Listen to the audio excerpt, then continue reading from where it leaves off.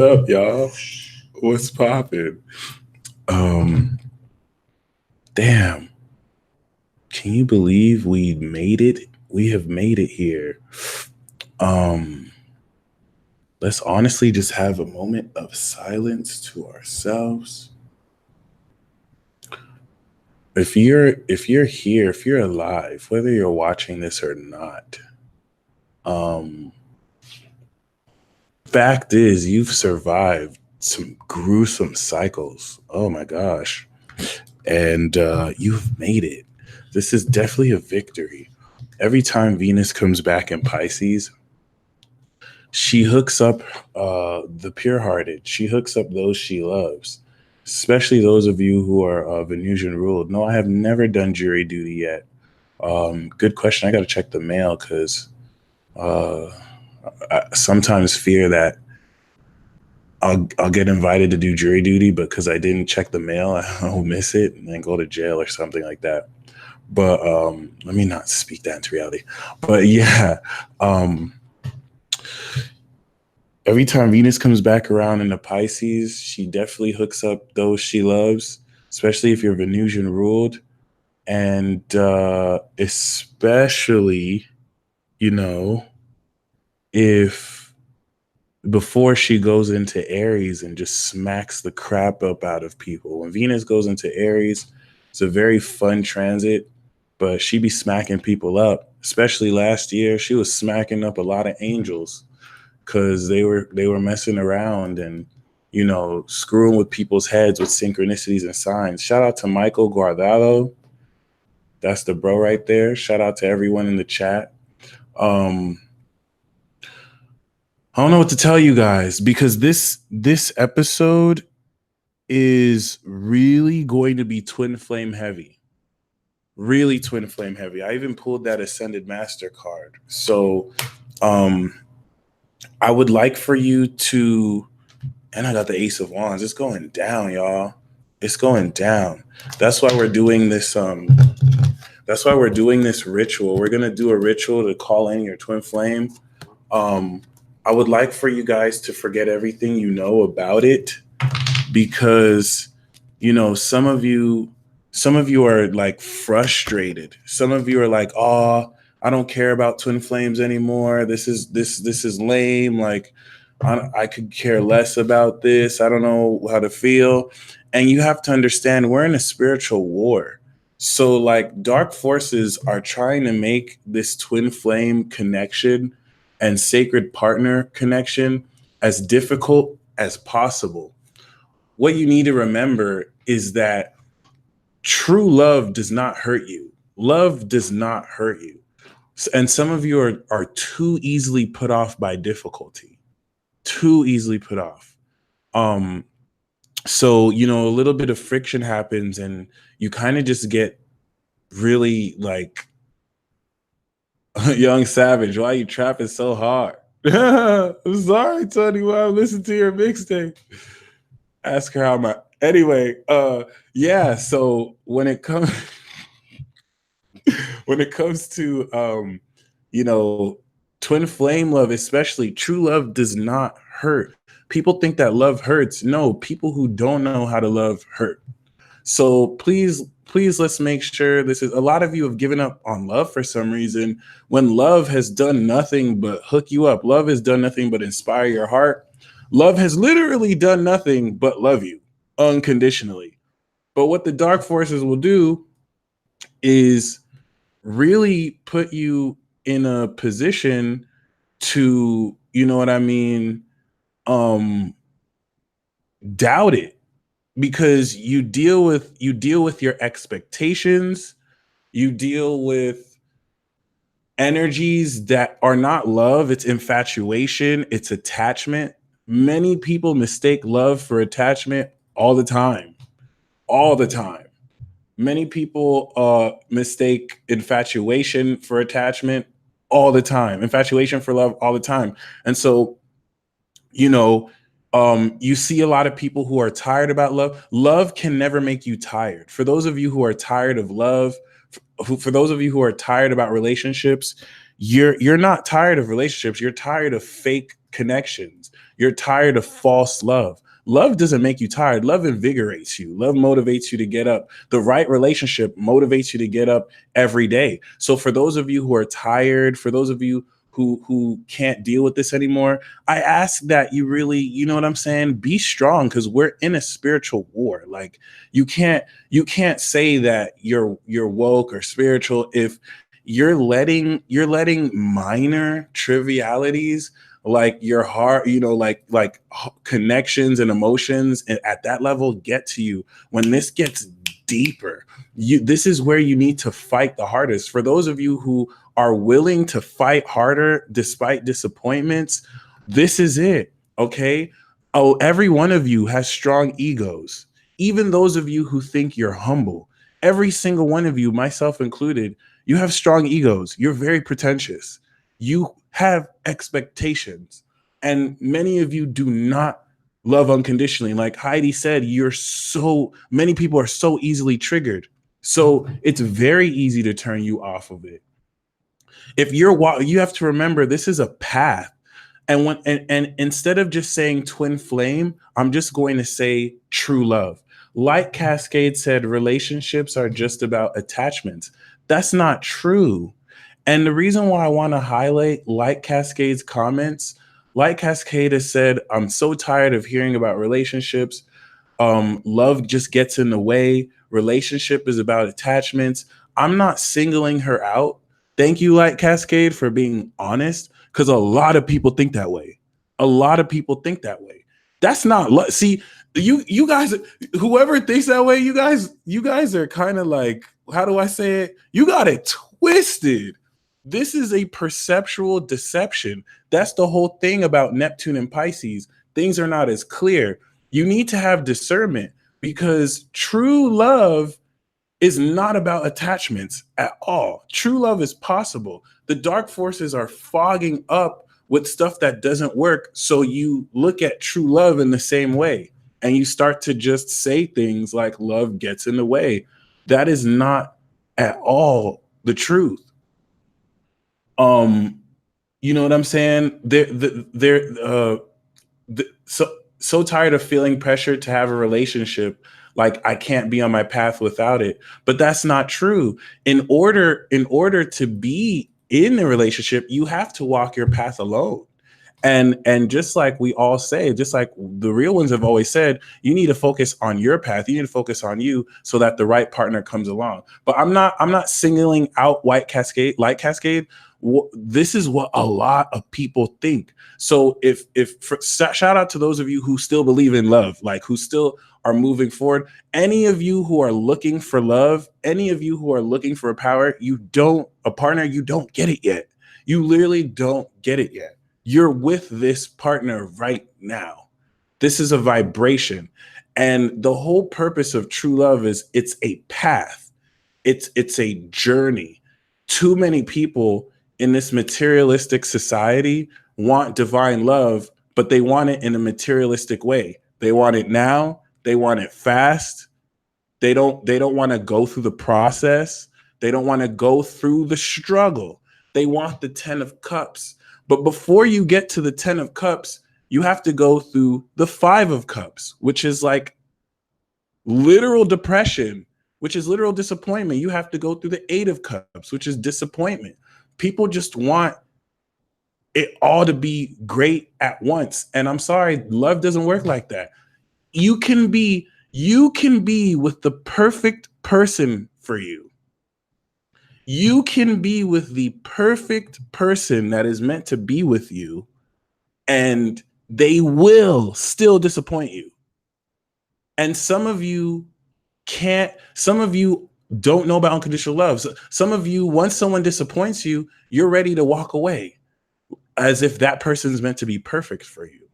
So, there is in the culture people who kind of force the need to be in a relationship, and that energy is true, but it's not true love. Like if you're very discerning, you're really going to understand that you actually had to go through, because we all have egos, because we all have like a very unhealthy level of expectation. The past 6 years for you was specifically about being put in situations that completely disappoint you.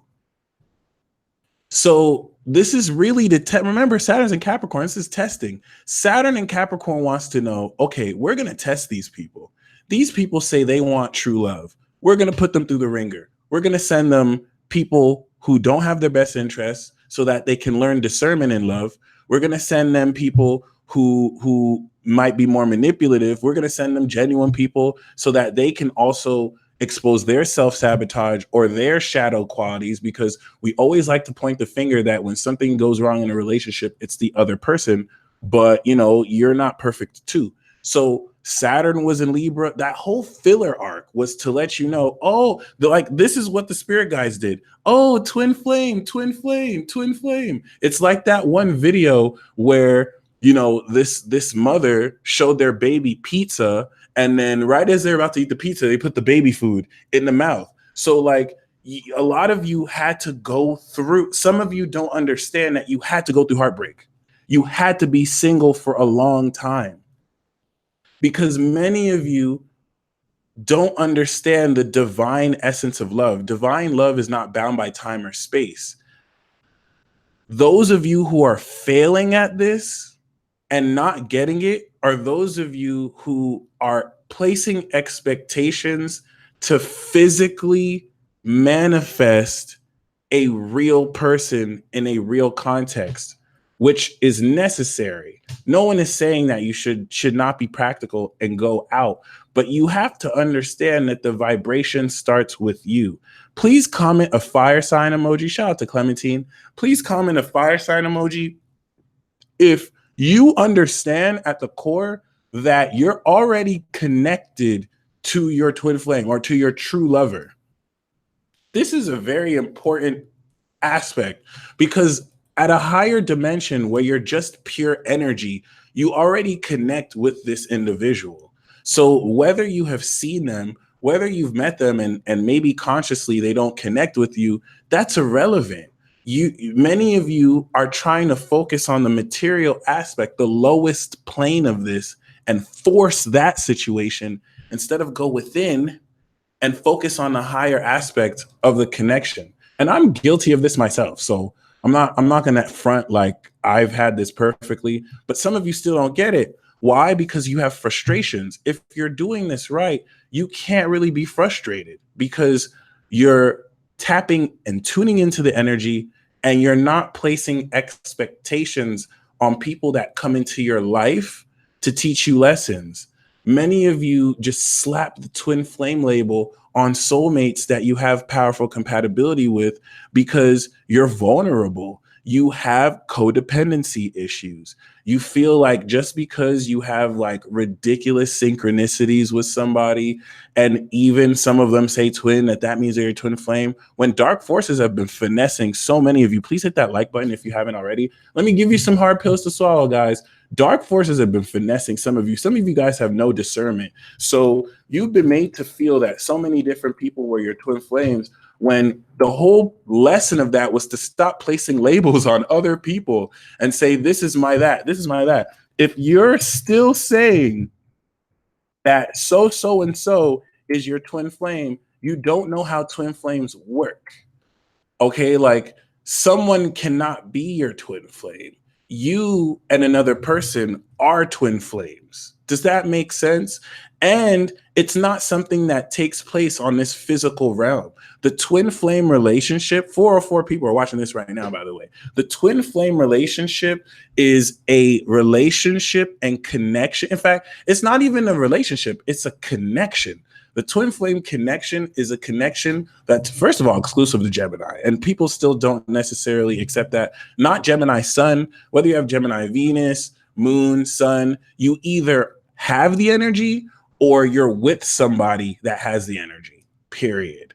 Okay, because that's what's going to facilitate the portal through. And that's why I say true love, because some of you feel, because of you've been deceived to think, oh, the twin flame relationship is the one. There are relationships that are higher level than twin flames that even Gemini exclusive can't get to, and you're still worried about being with the twin flame. A twin flame connection is a herogamy between the highest aspect of you and another individual.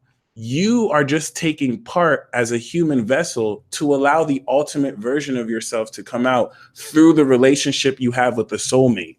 So one thing that's unfortunate is that people are too good with their soulmate. People are beginning to be too good for their soulmates. It's like, oh, I want a twin flame, I don't want a soulmate, when you don't even have like the discernment or practice to even like thrive in a soulmate relationship. And I would, in order for you to understand this, don't look at a twin flame as different than a soulmate, because it's all under the realm of soulmates. And don't look at a soulmate as purely romantic. When I say return of the divine lovers, I mean this in less of a romantic way than, and I just mean in a more unconditionally loving way. Here's a hard pill to swallow. Some of your twin flames are already married. Think of the movie Hancock. Hancock is a movie about an angel who was specifically created to love another being. And then they added some bullshit plot to make the movie make sense, where when they're together, they lose their powers, so they have to be apart, which makes no sense. Because if you're created to be together, then how come you would lose your powers when you're together? It's stupid. But they had to make the movie. But she was already married to somebody else. She's smart. She's like, I'm gonna be with this human. He can be over there. So shout out to Bobby, who watched Hancock, who downloaded it for this talk. So some of you have not accepted that you're never going to be romantically connected like that with like a twin flame. Some of you will at best just be a really good friend with a true love or a twin flame. And that's because, you know what I mean? You have infatuated yourself with this false sense of romance that is attachment ridden, that doesn't really resonate with true love. True love, divine true love, is being able to let someone that you have that connection with be free to be with anybody else, because you know you have that connection with them, but you don't attach them. You let them make the decision to be with you. You don't try and lord that connection to mean you're meant to be with each other. Okay, so we're going to do a ritual that's going to work. And for those of you who want to start the 33-day ritual, because I'm going to restart the 33-day ritual today, and I'm going to consecrate this to fully connecting with our true love. I'm not going to say my true love, especially because I'm a Gemini, with our true love. Okay, because now the $1 billion vibe tribe is an entity, and that entity has a soulmate. Like, there's so many levels to this. So we're going to do a ritual. This is going to work. So I'm just letting you know right now, this ritual we're going to do, we're going to incorporate all the planets. I'm going to do the 33-day ritual, and I'm going to do the first day with you guys right now. For those of you who want more insight on that, if you go down to the comments, I've put the link to the video if you want to watch it after or during for reference. So if you have any questions about the 33-day ritual, just go to the Q&A video down below. So if you're still waiting for somebody, we're entering a sublime season of the soulmate. The whole purpose of this ritual is going to have you attract somebody who fully accepts you as you are and brings out your ultimate, you know what I'm saying, personality. I want to re-emphasize, you had to fail. Like, every single one of you over the past 6-7 years had to take a huge L to reveal to you your toxic habits in relationships, period. And some of you are still worried about that. Some of you are like, I don't want that to happen again. But you have to remember, you create your reality. So it'll only happen again if you make it.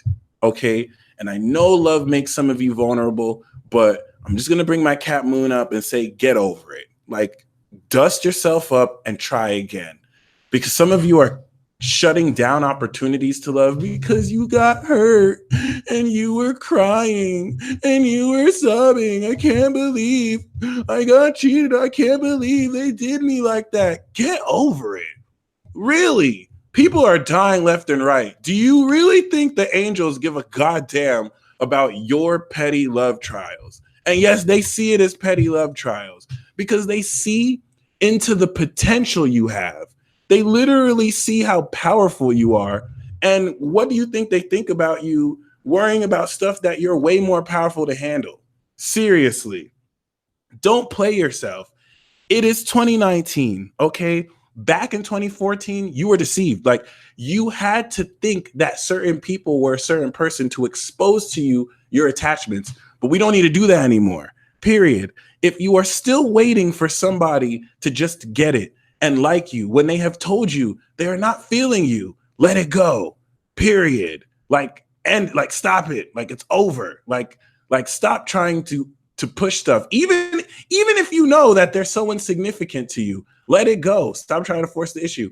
If you're still calling someone a twin flame that has not acknowledged that they are your twin flame, they're not your twin flame. This is a hard pill to swallow. Like, if you have not mutually acknowledged, unless you've received like ridiculous signs, even then you can't say they're your twin flame. You can hold them in your heart and be open to the idea, but you need to actually connect. So really stop this BS of like projecting onto people stuff that you're not even truly like clear on, because it's blocking you from your real true love. Let me tell you something about true love. You both know it. There's no confusion. It flows so well. Okay. If you are still waiting for someone to get it and you're fixating on a certain person and you're waiting for them, like if you have a Venus in the 12th, like me, it's different. Venus in the 12th people know that it's an illusion. So we just kind of simulate our own reality and we balance, right? But if you're like dead ass, like really, if you're dead ass, really expecting someone who has not shown you that they love you and waiting for them to get it, move on. I'm guilty of this myself. But it's just an attachment, my friend. And there's literally someone so much better than who you're focusing on. That's why the angels are also like, we don't really care. Like you're holding out for someone that is less better than someone that we can help you with. Okay. That's in order to do this ritual. All right. Shout out to Empress Daisy. Don't worry, we're gonna do a healing ceremony for the heart too. So I'm gonna say this one more time. If you like, it is okay to have, in fact, it is okay to be attracted to people. It is even okay to fantasize about other people. Like if you, some people have made me their like imaginary husband or their spirit husband. That's cool. Like, I'm honored. If you have certain people like that, like maybe you just have this connection to them and you're always going to have, and it might be one side, or you're always going to have a connection. Do that. There's nothing wrong with that. Just keep it there. Like, don't try and project that on them for real and get disappointed when those expectations get shattered. But I'm here to tell you, messenger style, you have a true love that like loves you. They're manifesting you because you're manifesting them. And that's why this ritual is going to work. Yes, you can be a spiritual hoe. That's why this ritual is going to work. Because we're going to connect to your true love that is already manifesting you. And it's going to just come through. Let me give you actual disclaimer. This ritual will work. Right after we end this broadcast, you will receive a very powerful sign that you have manifested this. You're going to receive a powerful sign. If you don't know who your twin flame is, you will know. If you don't know who your true love is, you will know. Okay, period. If you do know, this is going to open the door for it. And all you have to do following this ritual is to shoot your shot, take an action step, and like share your feelings. Don't worry, Venus is in Pisces. She will hook you up. Okay. And you will have a sign. You will know that this is that person. If you're not able to shoot that shot, then just literally let it go and know it will occur. And I'm not talking about 6 months from now. I'm not talking about 5 months from now. I'm talking right now. Developments will occur to let you know, whoa, okay, let me tell you how real this is. The planets are really responsive. Uranus is in Taurus, so it's more real. Yesterday, I talked to Jupiter. That's why I'm restarting the 33-day ritual, because it's time. Yesterday, I talked to Jupiter. Shout out to Yeda in the building. Shout out to Miss Kiki as well. I hit up Jupiter yesterday. I was like, yo, bro, hook me up with some cash, because I kind of need some help right now. I'm Cap Moon. I don't usually like to ask for help. But I was like, Jupiter, hook me up, my dude. Like, I would go to Saturn, and Saturn would probably give me more money. But you know, Saturn will make me sign a contract. And Saturn's only doing lifetime contracts right now. And I'm Gemini. I'm not really that into commitment. So I talked to Jupiter. Jupiter's a Sag. Jupiter is like super high off ecstasy. So it's like, yeah, what you want? You want that? Cool. And I was like, yo, Jupiter, hook me up with some dough, man. Like I need some money. And let me know what's up. And I fully confident too. Like I didn't at once doubt this. Like, it's Jupiter. Of course Jupiter's gonna hook your boy up. And so I let it go. I literally even forgot that I asked. I didn't at one point think, is it gonna come in? Is it gonna come in? And it's not like I didn't need the money too, but I just let it go. You know what I'm saying? I was like, yeah, you know, Jupiter, if you come through, I'll sing 2 songs for you. All right. I hope you're down. Less than 3 hours later, I get exactly the amount I asked for from Sagittarius. And Jupiter rules Sagittarius. So Jupiter literally sent its representative to hook me up. And I immediately sang 3 songs. Okay. And Jupiter was on ecstasy. So it's like the songs aren't like that good, but when you're so high in Sagittarius, it's like, oh yes, good stuff. So Jupiter came through, and I'm just the sun in Gemini. Okay. If I can do this, you can do this. And we're going to incorporate this again. All right. Where do you get this cosmic confidence? My MC is Aquarius. So I have a lot of star power. My North Node's in Aquarius too. And as a Gemini, like, air signs constantly talk to celestial beings through our thoughts. But if I can do this, there is no excuse. You can do this too. You can talk to the planets. A lot of people are like, and if you want, I'm going to do a special video soon about how to talk to the parent planets and which planets do what. If you would like a video about that already made, hit up my 33-day ritual Q&A. This is going to be one of the best transit talks I do, because some of you have been wanting love to come into your life. And now, different than a few years ago, you are ready. You have really pushed through some lessons in love. We're all ready. So we're going to do the 33-day ritual today together. And this is how we're going to usher in this. Please stay tuned. If you're single and you're serious about being in a committed relationship, stay tuned. But you have to be serious, because we're incorporating Saturn, which is going to bring in a lifetime contract. And the thing with bringing in Saturn is, if you're not serious, Saturn will kind of Jones you. Okay, Saturn does not play that at all. So if you're not serious, Saturn's not going to mess with that. Okay, like if you're happy about it, and then this comes in, and then you realize this is a serious commitment, and you're like, I don't know if I should. I don't know if I really want to be in a relationship. Then don't do this ritual, because this is not a sample. This is the real deal. And some of you think you want a relationship when you really just want a friend with benefits. That's another thing that we need to be real with. Some of you think you want to be in love. Some of you think you really want a serious partnership. You really just want some sexy time.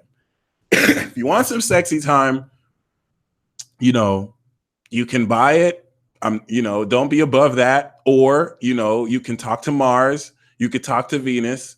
And I did say something controversial. But I mean, this is just old knowledge here. Like, you could just talk to Venus or Mars, be like, hey, you know, I kind of want some consistent sex, but nothing too committed. They will hook you up. At least you're being honest, okay? But this is about, for those of you who want a serious connection, because the purpose of this true love relationships is not about romance. And this is another thing that might put some of you off, because some of you want, you know, your divine partner or true love so that you can feel validated. That's really it. Some of you really just wanted validation. So you're asking the universe for love and they're granting your request, but you don't recognize it because you don't see this star-studded lover and you really just wanted validation. So now you have people who respect who you are and you feel loved. And it's like, oh, wait, do I really want to be in this relationship? So really keep this in mind. The purpose of these relationships is not romance. I know it's very hard to understand because you've been seeing these romantic movies with people who look to get married, to fall in love, have kids, live happily ever after, even though the institution of nuclear families is not necessarily an ancient concept. They've had nuclear families since a long time ago, but a lot of that is more instituted. Okay. And more to do with politics, which is why, you know, connections like polygamy are illegal because it will get in the way of taxes. And I'm not personally a fan of polygamy, but just letting you know about like the different abstract connections that are possible. And some of you are meant to live an unconventional love life and it's not meant to be conventional. So own up to that. So I'm letting you know there's over 600 people. We are already starting with more people in the ritual than we ever had. You must know this ritual will work. If you're ready to enter this commitment, it's going to happen just like that. Okay. Question: should we manifest love or focus on career? What's the ideal balance? Bro, you could do it all. It's not black and white. And I feel like fixed signs are so extreme. Fixed signs feel like things are black and white. And because you only focus on one thing, but it's all blended. So the love is not romantic. Love is just really a solar infusion in your heart to be yourself without any inhibition. Okay. The purpose of this true love relationship is not just so that you can escape and just be romantic lovers. You're going to share romance. That's inevitable. You have a mission. I hope you know you have a mission. Let us put this in context. You have so many people deluded looking for love, so many people deluded looking to get money. Do you know the money that you spend is making a government territory rich? Some of you have been wondering, why am I not super rich? Why don't I have all this money? Why haven't I manifested it? But then you also want to be spiritual. You also want to live your truth.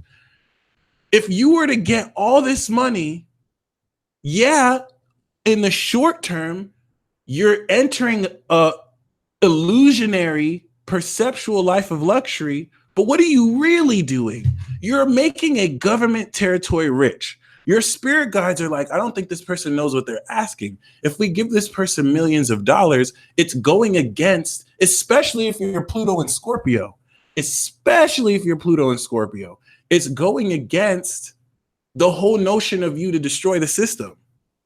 Even people who are wealthy that have this money, they usually have deals and contracts to where they put that out in foundations and nonprofit organizations. They rarely pocket most of that wealth. Okay. So really keep that in mind, because in order for us to talk about the true love missions that you have, you're on a mission. You're meant to do something that hasn't been done. You're meant to do something that's literally going to bust this system. And some of you ask for things that support the system that you're meant to bust. So some of you are having trouble breaking through in the system when that's a blessing. You're meant to do something different. You're meant to walk your own path. And your twin flame, your true love, is not going to be someone that looks at you. And I mean, maybe they could, but it's not meant to be someone who looks at you in the eye and it's like, oh my God, you're so beautiful. I love you. It's going to be someone that smacks you in the face and wakes you up, and it's like, yo, we got a mission to do. You know, walk up this mountain. Are we gonna do this or not? You keep on expecting this romance stuff. We could do that after our mission. Like, it's serious. And we need hands here because the dark forces are deceiving so many people. And so you know that it's going to be really intense. That's not to say you still will not have any romance, but I'm just letting you know. Jim said, am I everyone's twin? Yeah, if you're a Gemini sun or you have any Gemini energy, you can hold space with anybody and be their twin. And that's another thing that people don't like to accept, because people want this exclusivity where it's like, oh, it's just you and it's nobody else. But that's not even the nature of how energy works, okay? Like Cascade said, so I'm not on a mission single. A mission has to include a true love. Absolutely. You can be single and you still have a true love connection with Gaia. You still have a true love connection with the collective conscious. Some of you are bitter, and I can understand that. Some of you have kind of given up on relationships, but you have to understand it's a choice. Nobody is forcing you to be in a relationship. If you want to be single, you can be single. That's your free will decision. No one is forcing anyone to be in a relationship. I'm talking about for those of you who have accepted in your hearts that in order to ascend out this matrix, you need to form a hierogamy union to where the feminine and the masculine are coming together to become one being to ascend out of here. And there's no escaping that. You can be single for a few cycles, but you need to find the love of your life to part out this bitch. And that's just a fact. And it doesn't mean that it has to be romantic. It doesn't mean that you have to get married with this person. You might link up for just a day or a cycle, deal your stuff, and then go your separate ways. So really keep that in mind. There's so many different possibilities to this. The way you're going to connect with this person is focusing on your mission solo, period. So you're not going to connect with this person if you're looking for them. You have to focus on your mission 100%, and then they're going to be a part of your path. That's how you manifest it. If you haven't been with your true love, you're not focusing 100% on your path. You're allowing distractions to get in your way. So keep that in mind. Someone said, can it be the same sex? Because I feel my soulmate is my best friend and I'm not gay. Energetically, yeah, you can be true lovers with anyone. This is where, once again, I'm saying it's not really like one specific person. Like, it's one specific energy, but different people can feel that. And this is where some of you have to let go of some attachments. You have had to go through experiences with soulmates. Someone said soulmate could be your mom. You know what I'm saying? Like, we're talking about different archetypes here. All right. Some of this person could be your friend that you share no romantic connection with, but you're meant to work with this person. Because remember, it's not specifically romantic. Okay. So keep that in mind. You have had to go through victories and losses in soulmate relationships. And to be real, almost everybody is each other's soulmate. Because a lot of people don't accept that person that you don't get along with very well can also be your soulmate. People mistake good compatibility with soulmate when that's not the case at all. A soulmate is a contracted relationship meant to teach you a lesson. So a soulmate could be someone that you hate their guts and they hate your guts. But through that relationship, you both broke out of certain personality issues, contracts done, maybe you're friends, maybe you hate each other more, and that's a soulmate. But people think that a soulmate is someone that you get along with. And oh, we're friends. That's not the definition of a soulmate. That's just good compatibility. Huge difference. Huge difference. So keep that in mind. The reason why I have to talk about like the old cycle And just like Heidi said, you're your own soulmate. Okay. If you're expecting, like, what makes someone your twin flame or your true love is that, as they say, they have your exact soul in another vessel. And I'm not going to lie, my friends, that dynamic exists. You're on a journey to manifest this. And so this is why I say, okay, you have to accept fully that before you manifest the physical perception of this relationship, you already have it now because it's your energy. So you already are with it and you're manifesting this on your journey. Where people go wrong is that they have a vision of what this person looks like and they expect to manifest it physically. Your twin flame could be a whole soul group of people. For many of you, and see, many of you are part of the new generation supernatural squad, where you have Pluto, Uranus, and Neptune in the last 6 zodiac signs. So that means you have to shed the old base of materialistic and logical facets of reality, which are changing. What used to be real isn't even real anymore. Many of you have to open up to the fact that your soulmate isn't even a human being. Some of your soulmates are higher celestial beings and extraterrestrials who can literally beam you up, who can literally teleport. And because in your mind you don't think it's possible, you're blocking it. When you've been having signs, you've been feeling that, you've been knowing that. Okay, so really keep that in mind, y'all. Venus is in Pisces. Anything is possible. You can literally be teleported into a whole new reality and question if it was real or not with the Neptunian influence. And it is only your, you know what I'm saying? So like Cascade said, hard for me to believe I need anyone but myself to ascend. But I never really said you need anyone else but yourself to ascend.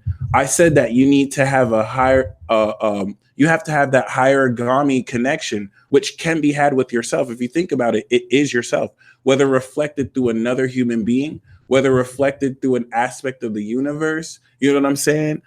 No one is saying that you can't do this on your own. So I kind of want to squash that misconception. I'm trying to let y'all know what you see is not necessarily what it seems. So once again, for those of you who are ready to kind of open into this doorway, I need to let you know you need to forget everything that you thought this was about. Okay, the whole purpose of this is when we do this ritual, you're going to just release everyone who you think it is, release a vision of who it has to look like, and just be open to the energy. Feel the vibe, because the vibe you have within you is the vibe that you're going to attract and you're going to manifest. And like Clementine said, it's about the love experience. And some of you are way too focused on the outcome that it's completely sabotaging what has been meant for you. So really keep that in mind. Venus is in Pisces, y'all. So it's divine love. The last time Venus was in Pisces, Uranus was in Aries. So we were only initially manifesting this. And then let me break this down. 2010, Jupiter made a conjunction with Uranus and Pisces, starting off this Jupiter cycle, 2010.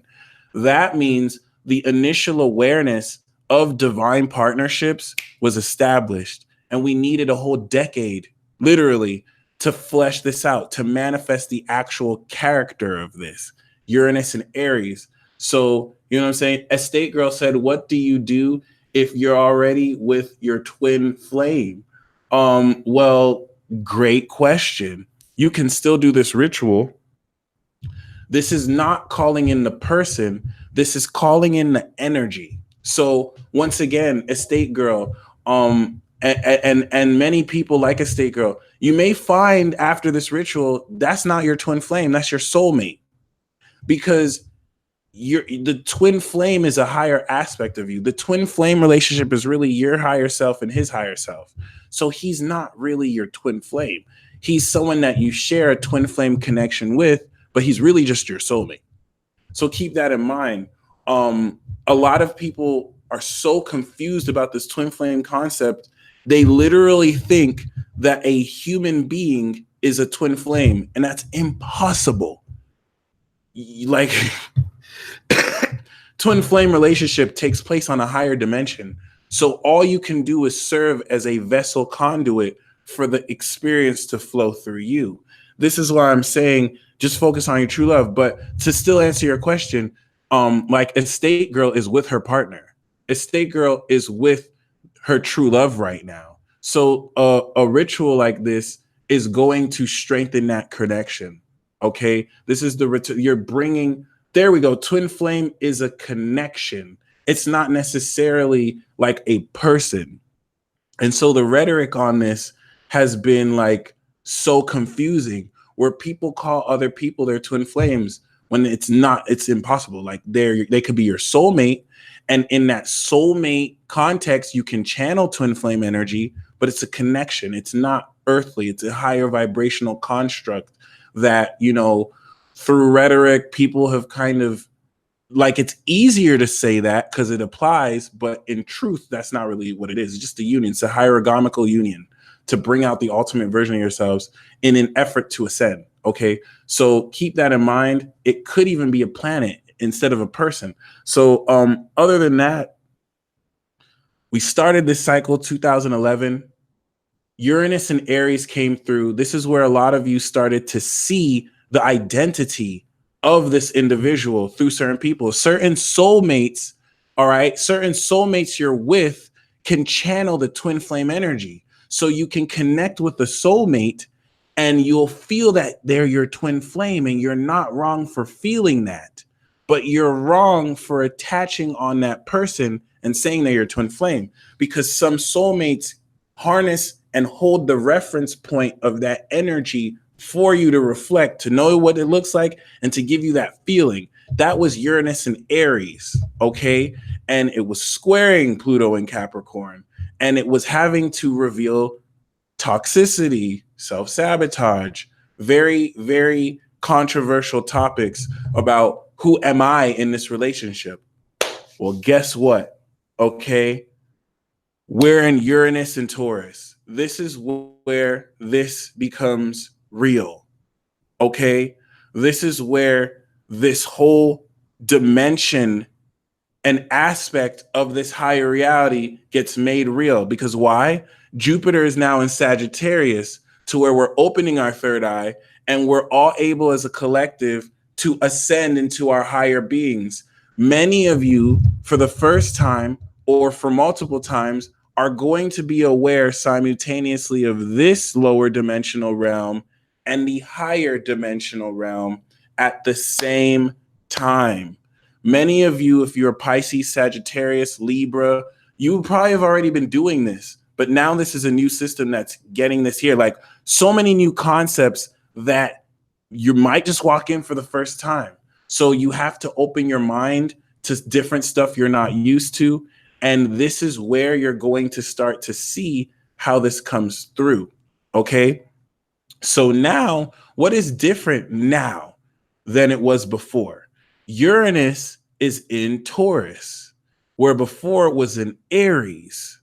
Okay. This is the very first time that Venus, maybe it was last year when Uranus was there, but it doesn't really count because it retrograded back.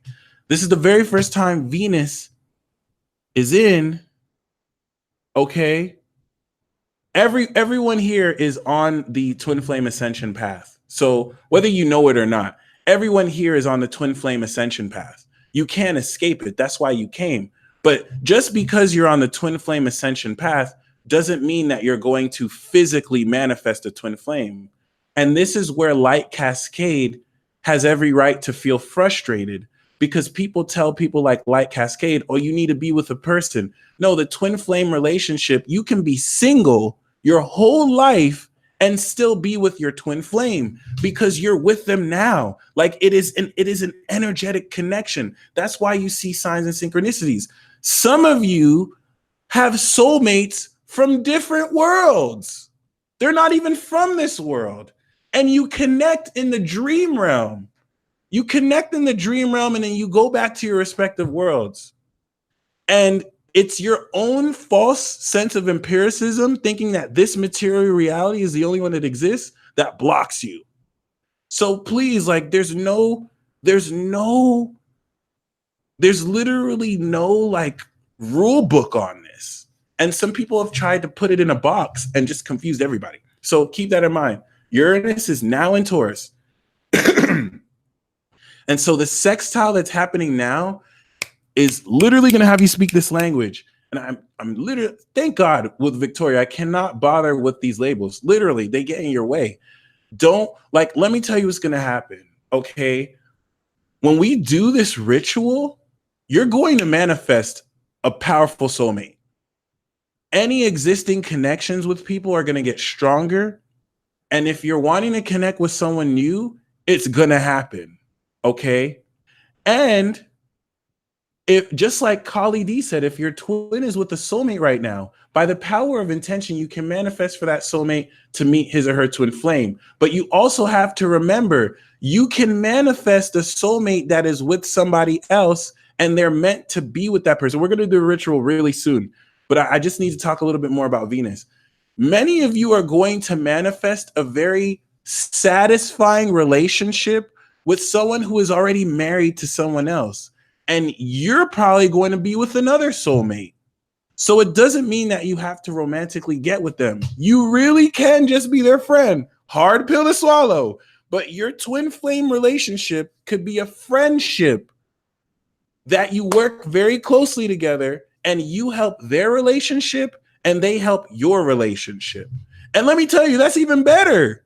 You might with us, you might marry your soulmate and just be best friends with your twin flame. Okay. And I'm using that. Remember what I said before, they're not really your twin flame. They're just a stand-in to kind of help bring that energy. But just letting you know, it's so possible. You might marry this person, but it's not all set in stone. There's so many different possibilities.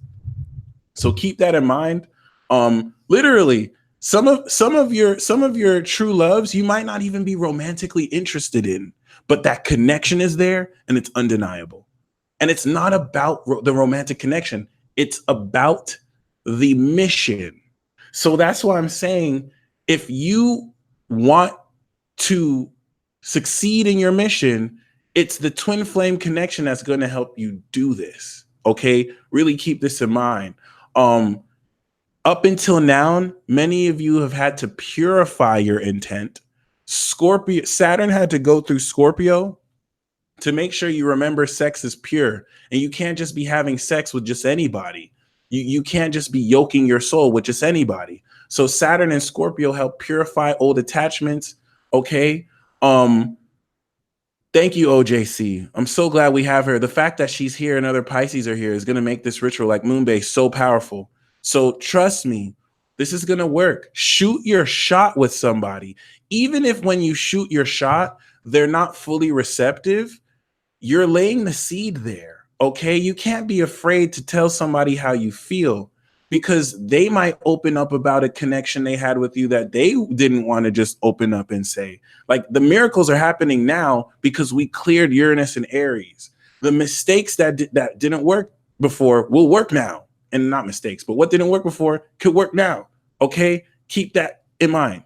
So other than that, Jupiter, which was in Pisces, is now in Sagittarius. And this Venus in Pisces transit is going from March 26th to April 20th. But by the time Aries season is finished, and once the sun enters Taurus, Venus is out of Pisces. And we're literally going to have Venus in Aries spark this. Venus in Aries is 4 of Wands. It's celebration time. Okay. So keep this in mind, because a whole lot of this transit is going to prepare you for a supernatural emergence of powers and abilities in these relationships with people. Okay.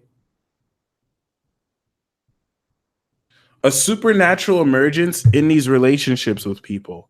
So this is the transit that's going to have you actually experience supernatural occurrences in relationships. The reason why you had to work on this within yourself, now you're going to specifically manifest soulmate true love relationships with people who help bring out your superpowers, with people who you can trust with these superpowers, because you can't just trust anybody. Okay. When I say true love, I mean somebody who unconditionally accepts the good, the bad, and the ugly.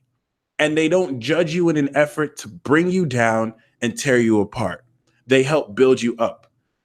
I don't mean something that's like, oh, I feel the most deepest attachments and feelings to them. I mean true love, someone that totally gets you, totally accepts you at the core, so that when you're around them, you feel comfortable being yourself. This is what we're manifesting right now. And it's powerful. We didn't even start the ritual, but the ritual is already starting to work because of your intent. Just the fact that you're here. If you're here, you're meant to be here. It's no coincidence.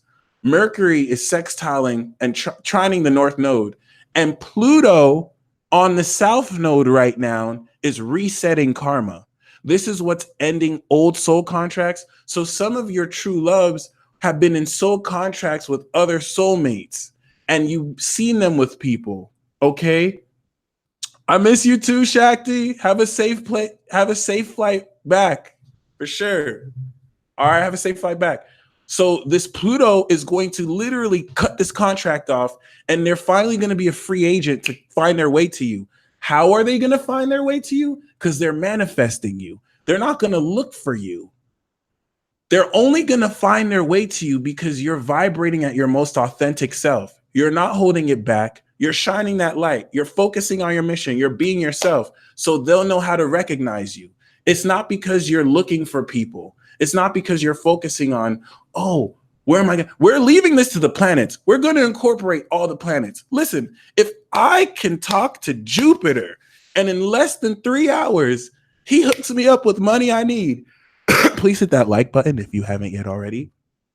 Then trust me, tonight, when we incorporate all the planets with 650 plus people, you're manifesting your true love. Like that. Like that. Okay. May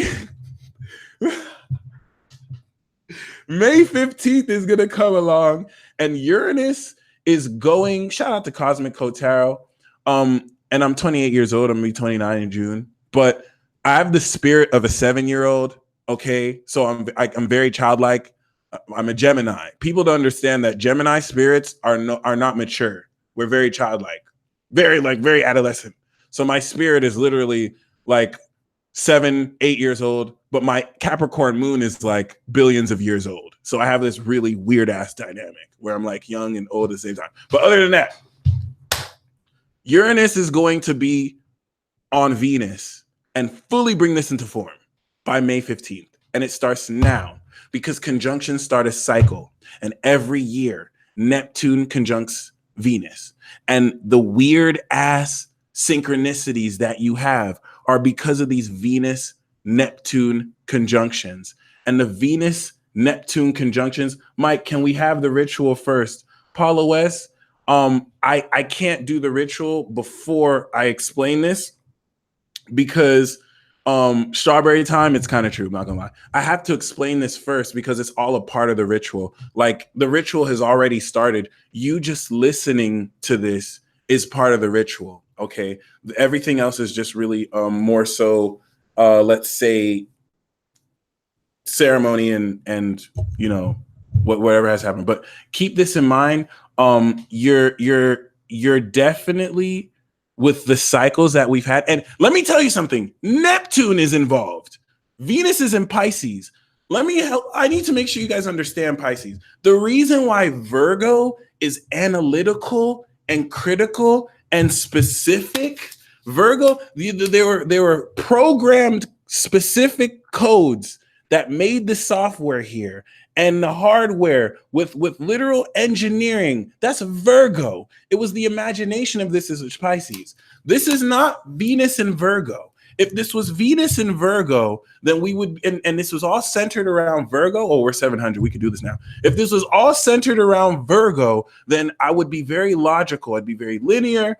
I would make sure that, you know, we make a lot of sense. My friend, this is in Pisces on Neptune, the most abstract, coloring outside the lines, not making sense, full imagination. So if you are not feeling delusional, if your conscious mind is not experiencing cognitive dissonance with this reality, you're doing something wrong. There's nothing about this process that is not somewhat delusional. It's not delusional, it's divine, but it's supposed to feel delusional unless you're like a true magician, then you know you already know what's up. Shout out to my true magi's, like you already know what's up. Okay. But if it does not feel weird or crazy, you're doing something wrong, because the whole purpose of this is to expand your mind into a whole new way of being that questions your reality, because the whole purpose of this is to manifest true love relationships that bust the system. When you're busting the system, you're actually having to go against old conventional norm. And this is where we have to get into, you know, old cycles. So every time Neptune and Venus hit, it is sparking new love in your imagination. It is sparking through this divine realm the connections that you're meant to have. And this has been growing with certain people. Now that Uranus is in Taurus, the erratic, unstable element of this is grounding. This is going to make logical, physical sense.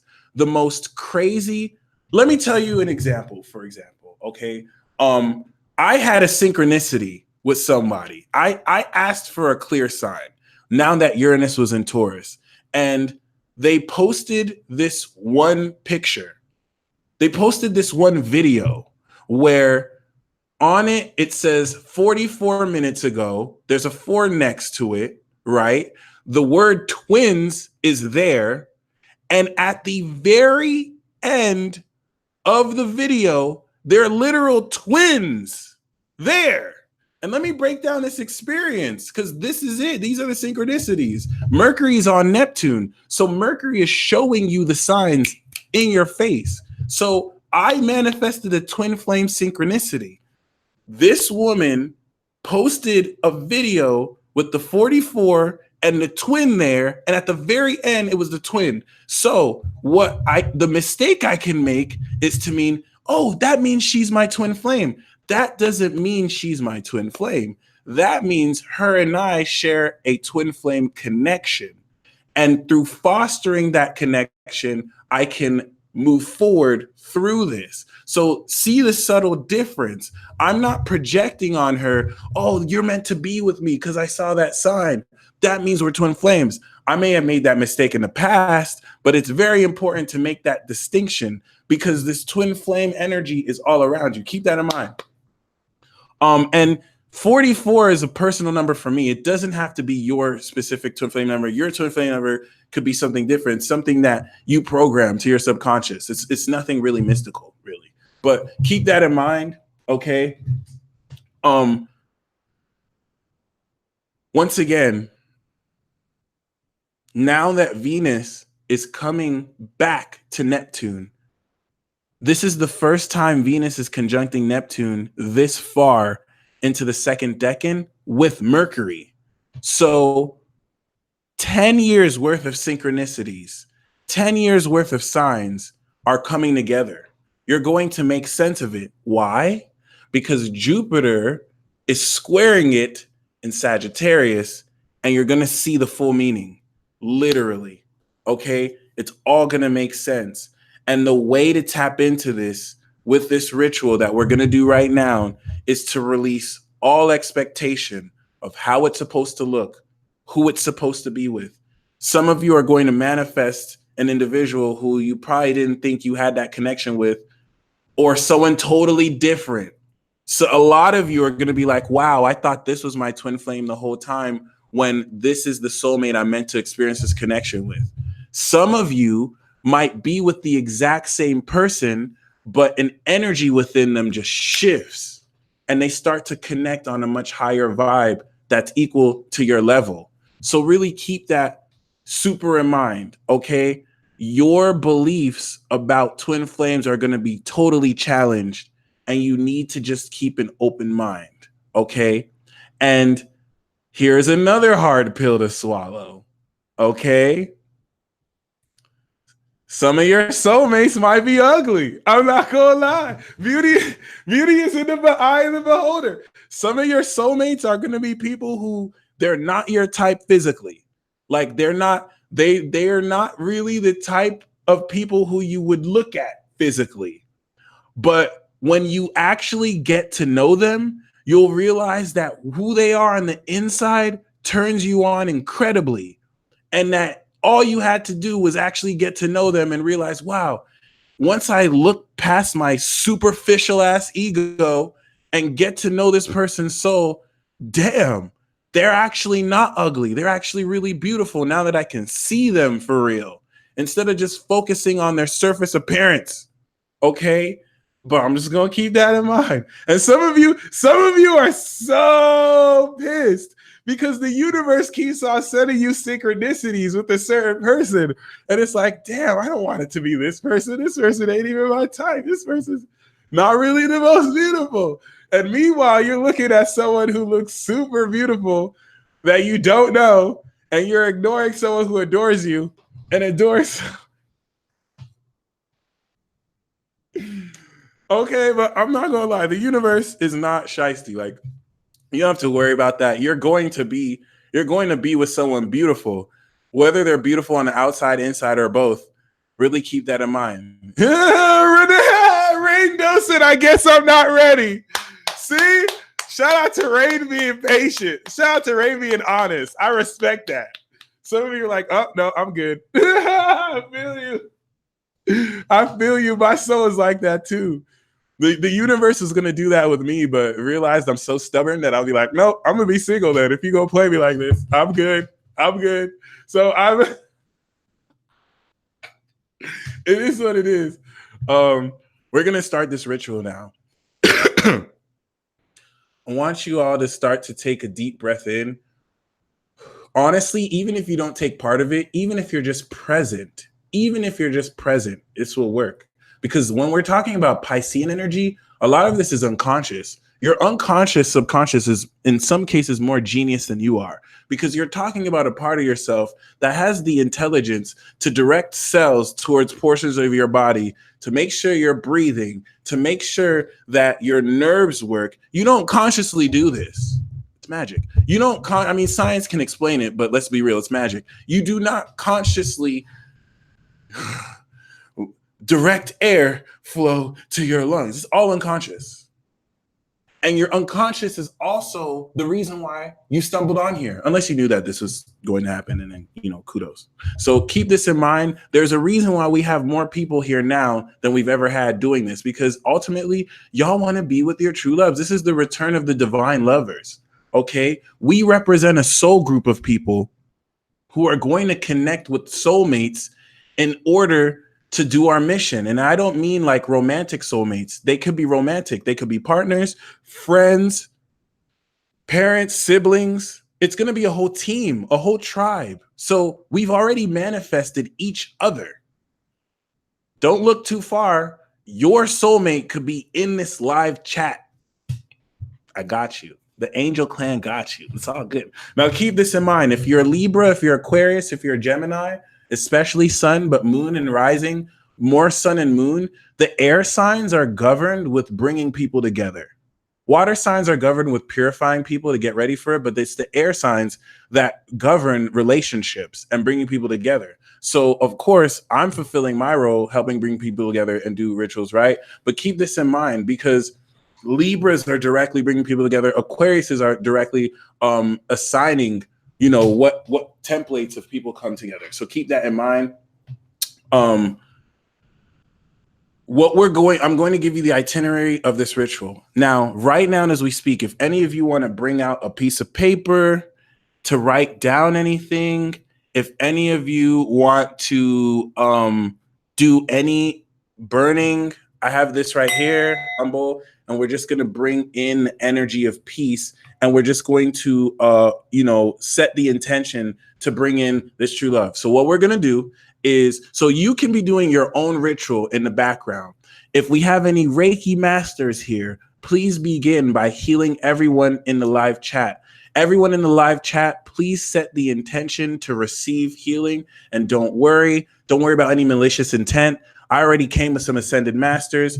At the end of this ritual, shout out to Life Misspelled. Okay, she gifted me this deck. I'm going to pull this deck for all 12 signs so we can know which ascended master is assisting you during this process. Oh shit. And then I'll do the super chat. So keep this in mind. I'm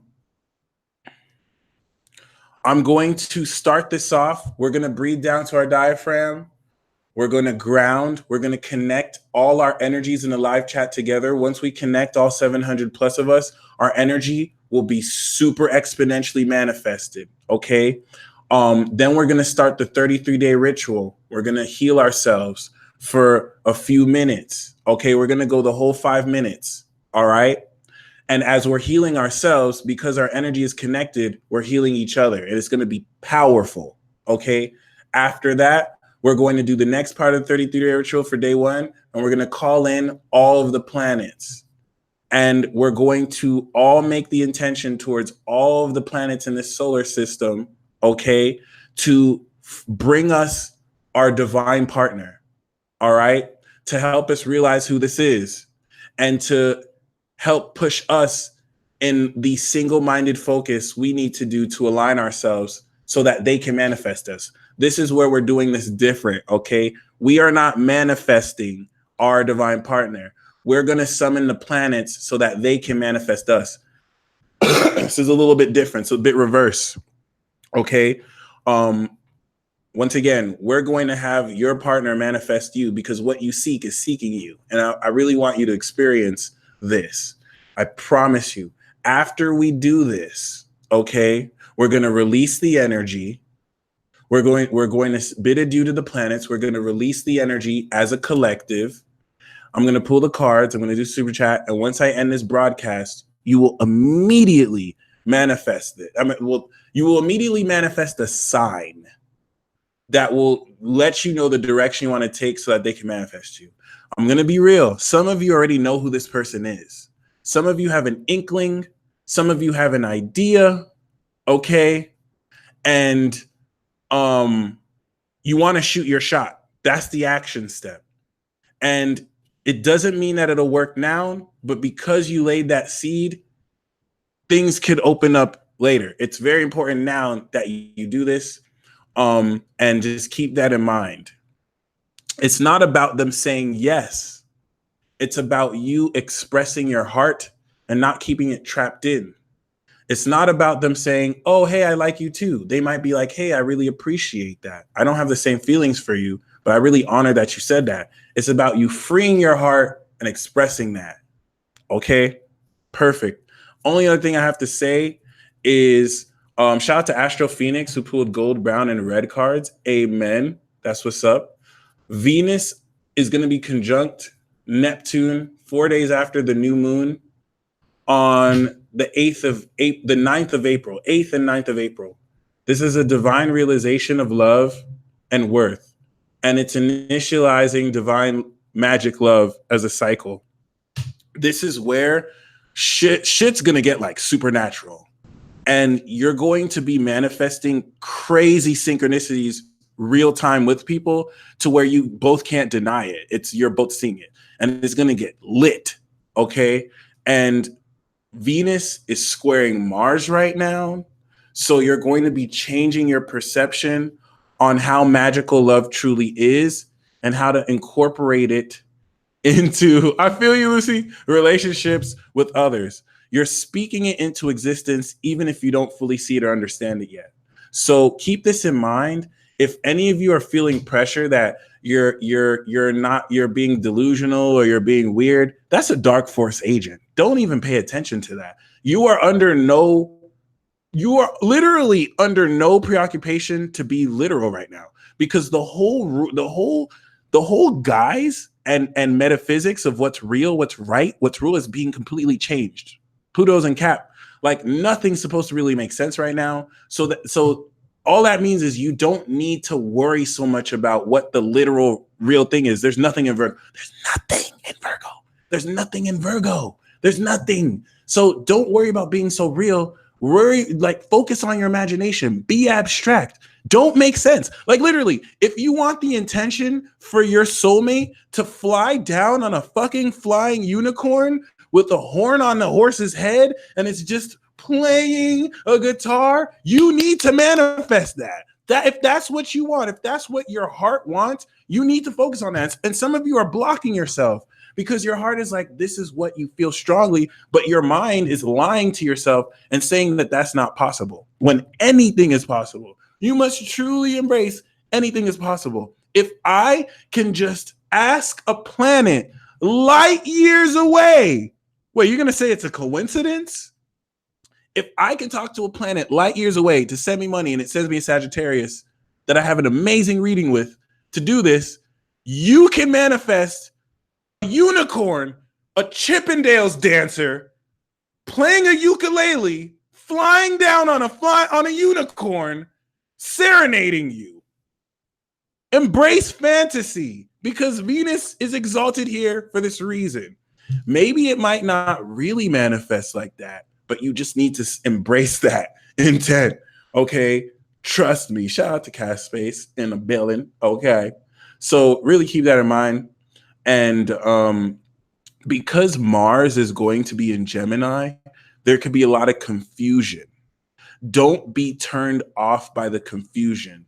Gemini and Pisces squares are very important, but they're confusing because Gemini has too much of an emphasis in logic. It's too logical. It's too mental.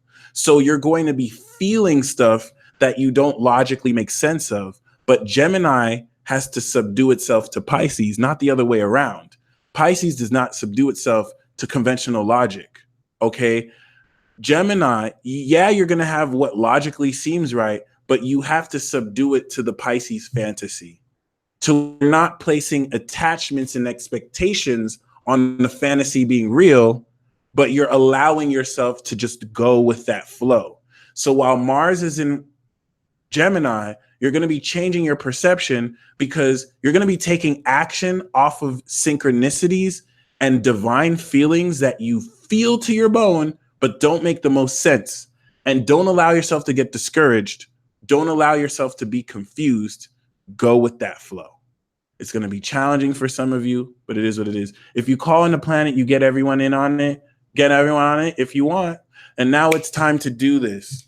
So I'm going to play the singing bowl, and we are going to do the most potent ritual that we have ever done in our entire lives. Let's do this, y'all.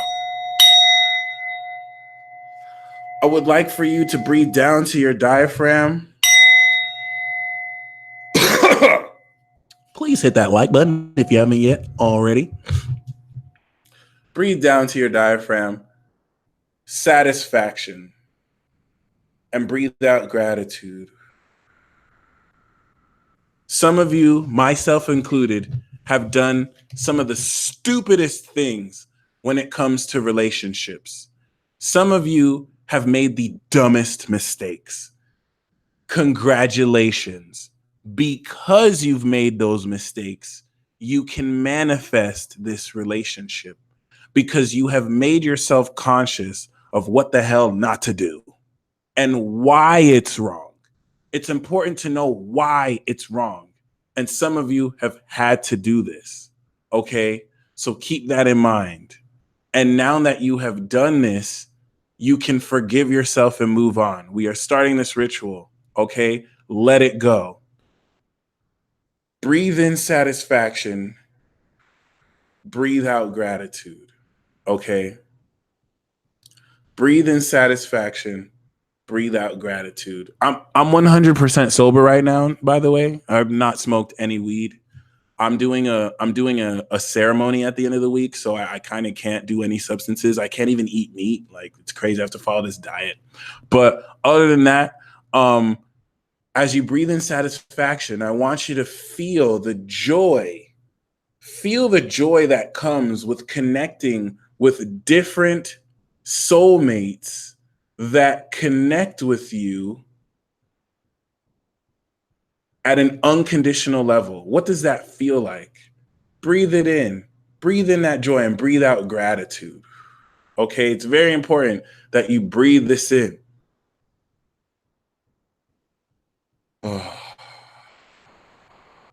We're going to do more complex stuff in the ritual, but it's this breathing exercise that is making this work. Okay, yes, Nero. I got invited.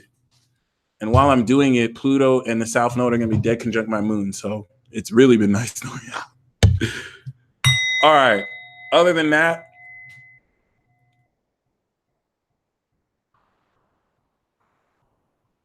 I want you to slowly but surely feel, okay, your inner energy, your soul energetic signature, and then your energy and aura, your life force energy raising from your root chakra. Let me tell you another reason why this is going to work. The moon just so happens to be dead conjunct Jupiter.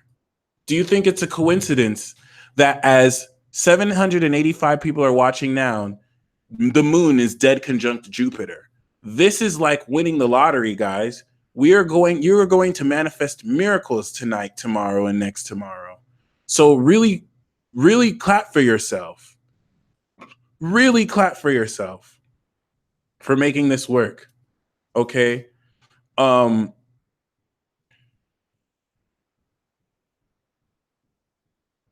want you to feel this energy welling up from your root chakra and coming up to your heart and connecting to it. Draw up your inner soul energy. And just like IC22 said, sing your song. If there's any special songs you want to play in the background or sing it right now. Really vibrate with that. Can you clap? No music. No music. So feel this welling up into your heart. Yes, you can add the intention to that ritual. Absolutely. Okay. If you're not doing this live, that's totally fine too. If you're watching this 6 years later, it's still going to be accurate and it's still going to be relevant for you or effective. So, because we're charging energy now, we're creating a time capsule. So, well this energy up from your root, let it hit your heart and let it just start emanating. Let it come up your crown, let it come through your aura, and let this energy from your root to the heart come through. And we're just going to spend some time letting this energy come in. Breathe. So take some time right now and breathe in satisfaction of manifesting this relationship and breathe out gratitude. Some of you are going to feel guilt. Some of you are going to feel shame. It's dark force interference to make you feel that you are unworthy of this divine union when that is not the truth. You are more than worthy. Okay? Jesus Christ. You are 100% more than worthy of manifesting this union. Okay? So keep that 100% in mind as you do this. But don't see, the thing with Pisces is there's no ego. This is purely energy. So don't think of an actual person. If you have a specific person in your head and mind, release that person. Okay? And it could actually be that person, but you releasing the image of them in your head is going to just focus on their energy. And so you can manifest the same person by still releasing and letting them go. Trust me. So just focus on the feeling. Please hit that like button if you haven't already. So just feel this in, let the energy. We're going to take some time before we move forward into the next stage. Just feel your energy come from the root and just expand arm's length so that this aura should expand this much.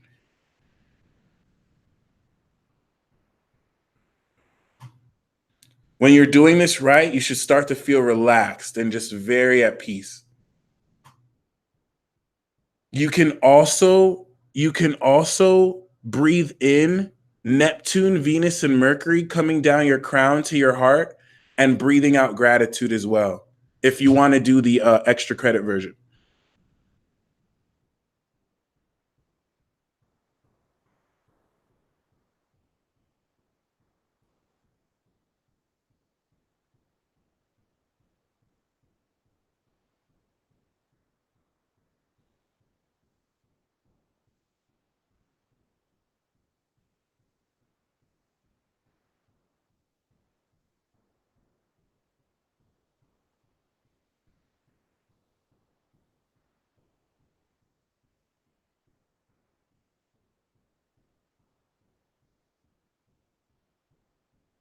Shout out to Luna. I actually feel so content. Like I feel good enough. I don't know. Like everything will be okay. Amen. Congratulations. Congratulations.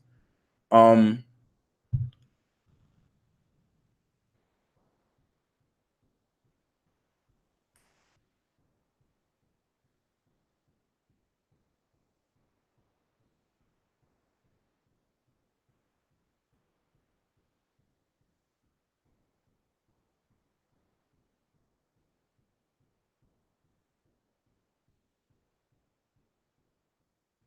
so before we start this ritual, I need to let you know if you're ready for this commitment, if you are 100% ready for this commitment, then proceed forward because it will manifest pretty quickly. It's going to take this cycle to come through, but you will see development of this pretty quickly. So before we do this, I'm going to talk, but keep doing this breathing, okay?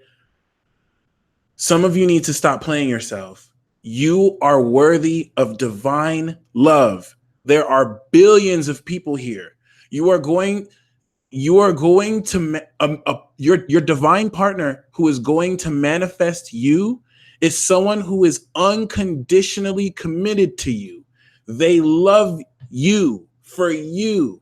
Okay? Some of you think that someone is your partner who doesn't even talk to you. Like they don't even check up on you. Like they have, and I'm guilty of this too. I'm guilty of this too. Like they don't even really invest any time towards you. Like your love is not real. They don't love you at all. They don't even care to know how you're doing. They may say that you're cool, but they don't really care. That person is not your soul partner. So let them go because you're going to manifest a relationship with someone who really gives a shit about you. And you really, really, really, really need to accept that you're worthy of this because some of you know you are, but you don't feel you are. Okay. So now that we've done this, all right, it doesn't matter how old you are. It doesn't matter how many mistakes you've made. You might find they've made mistakes too, and they're not perfect, even though perfection doesn't exist. But really keep this in mind outside of an ideal. Actually, it does. It's called Virgo. But other than that, now that you've brought your energy out of the serpentine cage or the serpentine base, it is now time to connect all 800 of our energies together because there are beings who are not watching this live chat who are here. Jesus Christ, I'm feeling this. Whoever's sending Reiki, this is powerful. Okay, so I want you to envision all of us standing in a galactic circle in space. I want you to envision our avatars, our cosmic selves holding hands, or if we're not holding hands, connecting our energies. You can beam from the heart. You can picture us all holding hands and then our energies beam into a circle in the center. And we're now exponentially raising this energy. Okay, so take some time to feel this right now. This is a new record, by the way. We have broken a new record. We've never had this much live at once for a ritual because this is it. It's finally ready. Wow. It's finally ready for us. Okay. Some of you, there's some people, Spirit is telling me to tell you right now that some people who were not receptive to you before, after this ritual, they're going to be receptive to you but you cannot attach to them the way that you did. You cannot place those expectations on them that drove them away from you the way that you did. You have to be totally cool, and you have to know that both you and them are just parts of an equation for the higher reality. Okay, keep that in mind. So, other than that,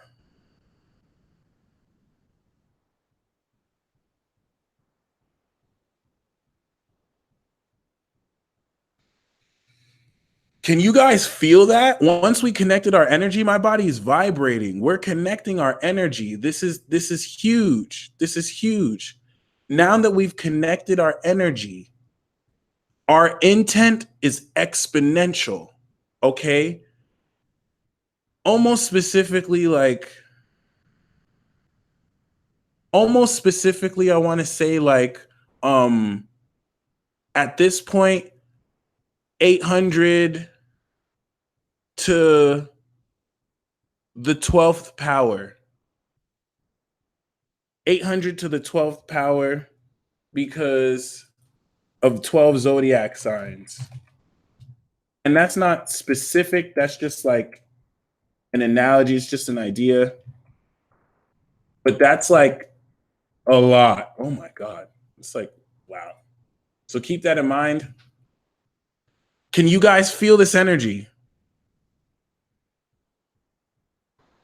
So now we're going to start the 33-day ritual. I want you to continue to still breathe in. Water signs, you're going to feel the energy of others, so just flow it through you. Reiki masters, let's do our job, okay? I'm going to do the singing bowl, and I want every single one of you, now that we're connected, to put your hands on your heart, and for the next 5 minutes, okay, put healing love energy into your heart. This is the first part of the 33-day ritual, and you want to do this at least once a day. I usually say morning and night, but you can do this at least once a day. Okay. So put healing energy to your heart. Really feel that love feeling in. As you're healing yourself, you're healing every single one of everyone else you're connected to, and you're preparing your vessel for this.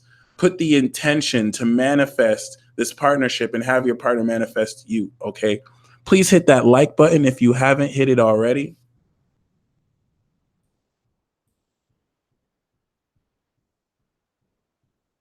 The moon is exactly conjunct Jupiter as we do this. I know personally the reason why I haven't manifested this relationship is because I have sabotaged it.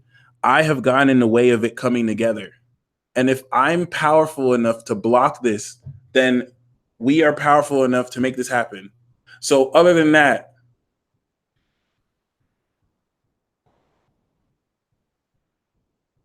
I'll be right back. I'm gonna get some stones. Oh, shit.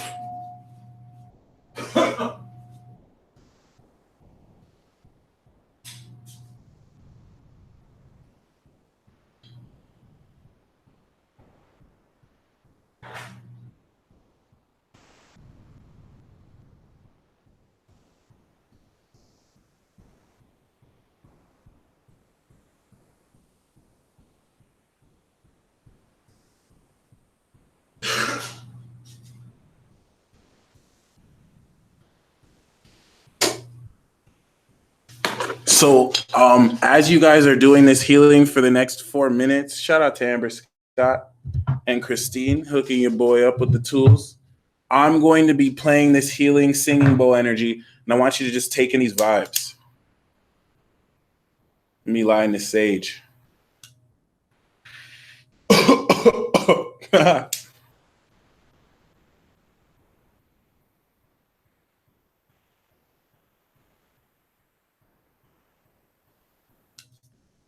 Yeah, for any of you who want to know the exponential effect, thank you so much, Don. Thank you for being here too. So valued your energy and your presence. For any of you that want to know the exponential effect, all you have to do is just take the number of people watching and multiply it to the 12th power. I don't know if it's multiplication, but just put the number of people watching to the 12th power. but only once you get past 12. Like if it's less than 12 people watching live, you don't do it to the power. Once it goes past like 12, you do it to the 12 power, which isn't really real. Like I can't quantify that, but that's just the concept that I'm putting your way. So continue to just feel this. And I'm going to play this bowl. Fill your mind with happy thoughts.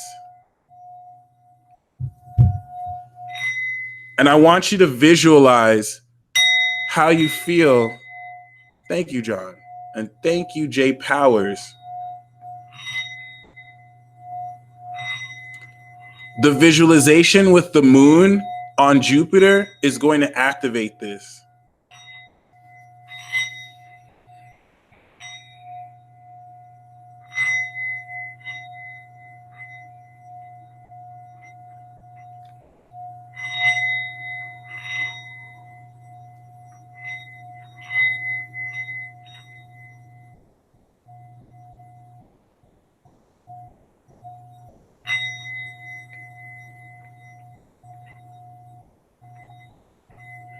Peace, Sama.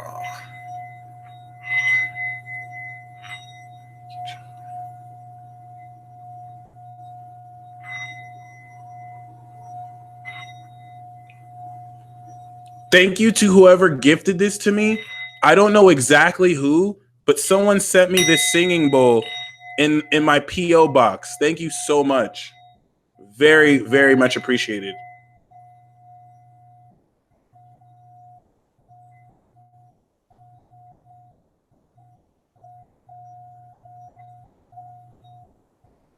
Thank you, Grace.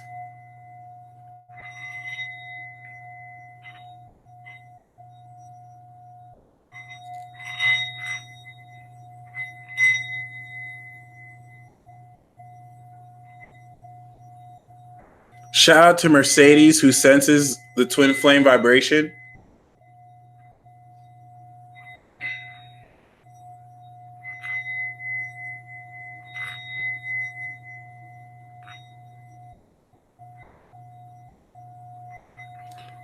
So I'm sensing very powerfully. For those of you, some of you, it almost feels like as you open your heart, there's a sharp pain because you've been hurt. And the memory, the soul subconscious memory of that pain is resurfacing. I want you to channel that healing energy down there and to feel pain. The message I have for you is cliche as hell, but true. You are worthy. You are worthy. You are worthy.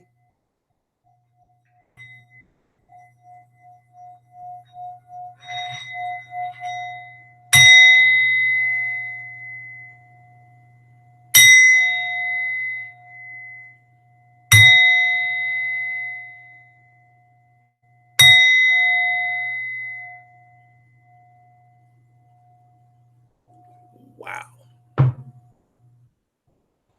You are perfect just the way you are.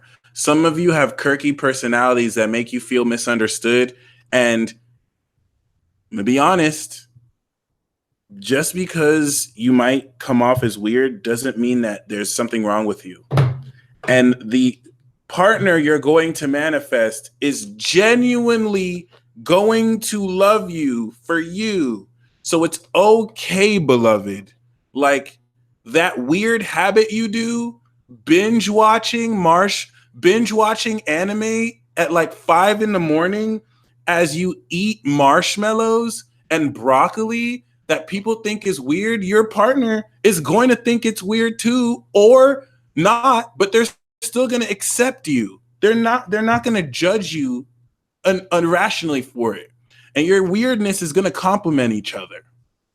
Okay? So now we have reached the first part of the 33-day ritual. For those of you who want to keep this up, do this 33 days. The thing about the 33-day ritual is once you get to day 11, you're going to start to see effects. And I've had multiple people email me over the course of a few years, testimonials about how they've seen acceleration in their spiritual development as they've consistently done this. You need to do this for at least 5 minutes, even if it's 1 minute, just the intention. Okay. So keep this part and the next part we're about to do for 33 days. And the reason why it works is for 33 days, you're recirculating your energetic channels. It's almost like jump starting a car after you haven't turned it on in a while. So after 33 days of constantly sharing your body love, you won't have to do it anymore because your body's used to this flowing. Your energy, you're going to feel energy more sensitively. You're going to see more signs. And the next part is maintaining conscious communication with higher celestial beings. It's like prayer. This is going to build neural pathways to where you're constantly in communication, whereas at first it might not necessarily be as easy to tell. Okay. This is why I was able to talk to Jupiter, because I did the 33-day ritual already. Well, and other reasons too. Okay. Here's this oracle card, guys. Twin flame. It's real out here. It's real out here. Okay. So really keep that in mind. Now, the next stage of this, now that our energy is connected, we are going to call on all the planets. So if there's any planets in mind that you have, call them in. As I call them in, you can call them in too. If your spirit says not to call them in, you don't have to do that. Okay. So, but we now summon all the energetic entities in our universe, in different galaxies, in different worlds and realms. And the main energies we summon are the celestial gods and goddesses that govern our current binary star solar system sector. Roll call. Mercury, what's up, my nigga? How you doing, bro? Come over here, Mercury. That's my dude. Talk to Mercury. If you don't know what other planets you want to talk to, because it's messenger of the gods. So people who start off, they talk to Elegua or they talk to Mercury. And what Mercury will do is, okay, what do you want? Okay, I'll talk to these planets for you. And you can just talk to Mercury. Mercury is the best person to do this to, because Mercury knows how to talk to the planets in ways you may not to. Unless you're a Gemini, then you also know too.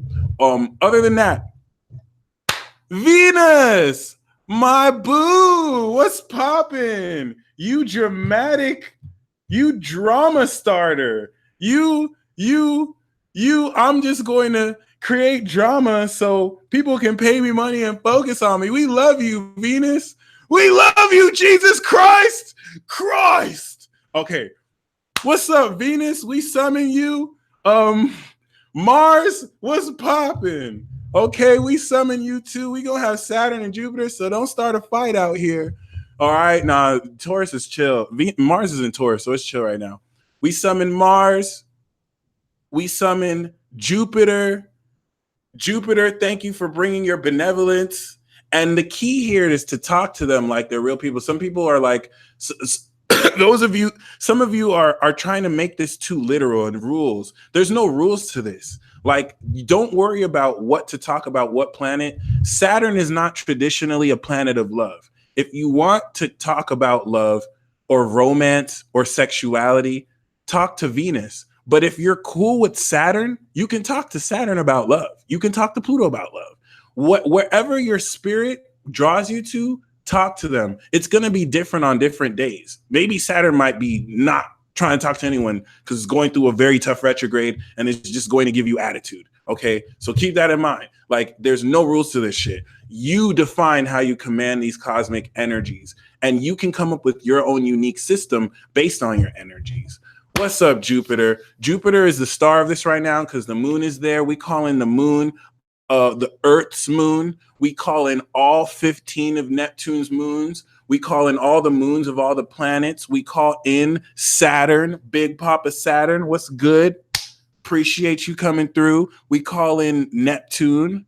We call in Uranus. And we call in Pluto. We even call in Nibiru, Planet X. We ain't afraid of you Anunnakis. No, anyway, other than that, please hit that like button if you haven't yet. And so now that we've called in these energies, we call in, we don't have to call in the sun because the sun is ever present. Very good point. I would call in the sun, but the reason why we can call this up is the sun. So like the sun is here all the time. Like but we summon the light of the sun, and now we have all the planets. Normally, you don't want to call in all of them because normally it's like a board meeting where certain people are beefing with other people. Like, I'm not gonna lie, the sun is beefing with Pluto right now. So it's already kind of awkward, but it's all good. We have all this big party right now. And the Anunnaki have been haunting me. It's nothing new. I feel you though. But other than that, I've been haunting them back too though. But it's all love. It's mutual. So other than that, now for this next segment, I want each and every single one of you to pour out your heart. Talk to these planets. We've summoned these energies. We summon these celestial energies. I call in the angels. I call in all our spirit guides. It's literally that simple. And the super simplistic nature of this can deceive some of y'all because you expect it to be a bit harder than it is and more legit, but it's super simple. Like, you don't have to do the work because they're the celestial beings. They're the one, like, you have to do your inner soul work, but they're the celestial beings. I called the moon in already. Great question. But yeah, you just have to set the intention. You guys have to get in the habit of trusting these beings. This is what religion has tried to teach people. Put your faith in God. Put your faith in these higher beings that have your back. Stop trying to worry and control everything when you are walking a predestined, predetermined path with these energies that work through human vessels to get you what you need to accomplish your mission. So right now that we've summoned these energies, I want you to have an honest conversation with them. Take this time right now to, whether in your head or out loud, express. Don't just say, I want my divine partner to manifest me. We have now connected our energies. So this intention is exponentially hype. I want you to now call in your soulmate. We call in all of our sacred partner, true love soulmates, whether they manifest as romantic partners, true friends, better connections with our siblings or parents. We call in every single form of this pure connection, okay? And I'm going to spend the next 3 minutes giving you time to just communicate and express and pour your heart out. Really pour your heart out to these energies, okay? I'm gonna play the singing bowl once again. Talk about how the journey has been rough. Talk about how you've made mistakes. Talk about how you're hopeful about really calling this in. Talk about what it is you're looking for. What is it that you want here?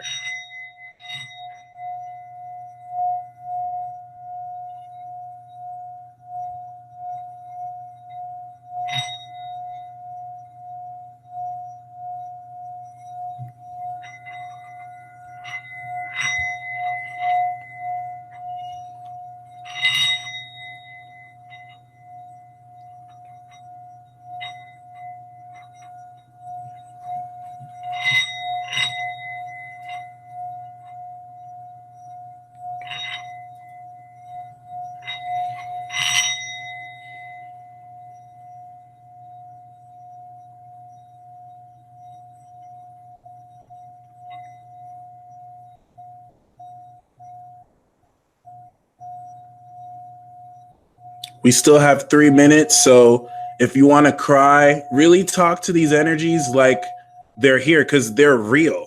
You're not going to see their avatars. I hope you know all these planets have avatars that are humanoid or maybe take the form of an animal or some kind of being. The reason why, unless, because Sagittarius is, don't let these Pisces and Sagittarius fool you. Like, they see these beings every day through symbols. They leave their marks. The reason why the average person doesn't see them is because they vibrate at a level faster than you can even perceive. We can only perceive a certain frequency range, and they vibrate at frequencies way higher. Okay. And I don't mean like the actual frequency of the planet. I mean their avatar states. So they're hearing you when you talk. Like talk to them like your best friend.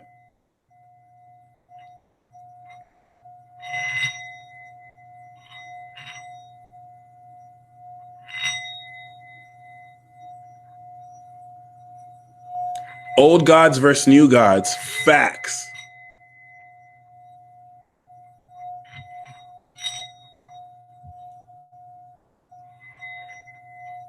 Mercury uniform. That's what's up.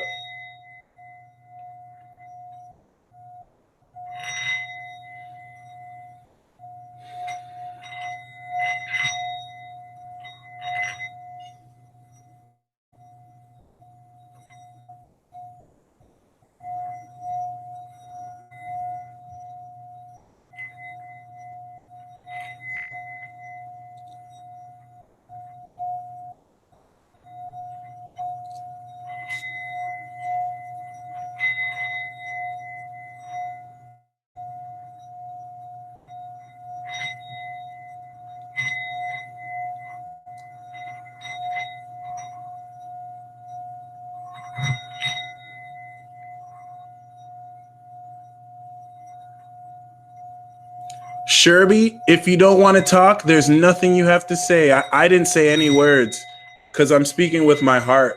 Great question.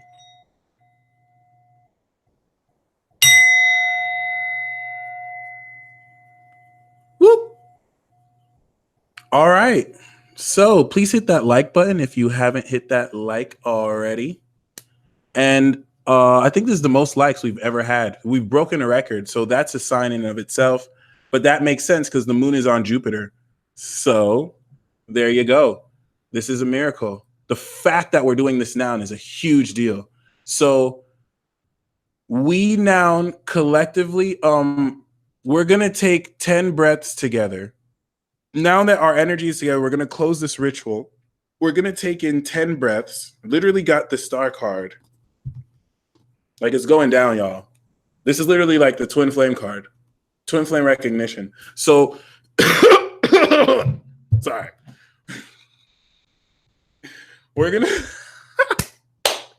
gonna take in 10 breaths to our hearts, breathe it out, and then we're all simultaneously, instead of shouting, we're all gonna simultaneously say, we set the intention for our true divine partners to manifest our greatest self, to manifest us, because we're manifesting our greatest self.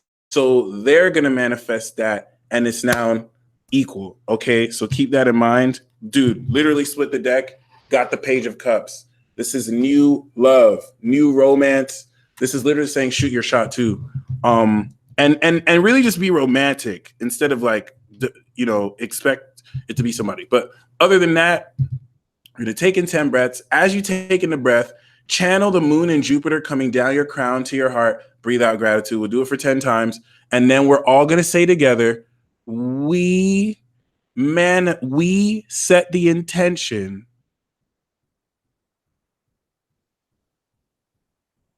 for our divine partner to manifest us as we are manifesting them. We could say it like that. We set the intention. And honestly, you can say it in your own words. You don't have to say it exactly like I say it. I just want you to say it in your own words. And if you want to scream, you can scream too. And definitely shout. Okay.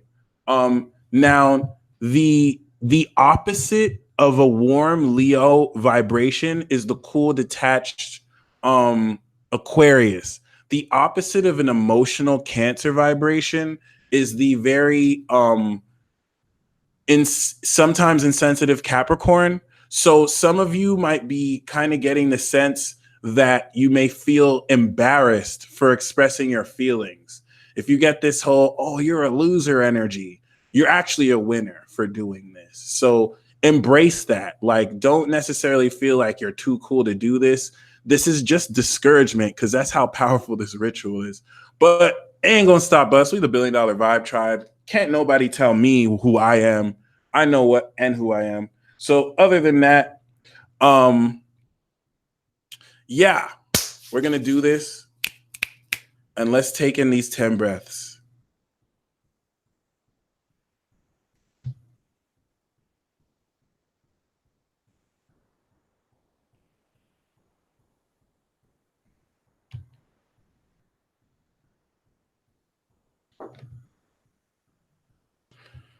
All right.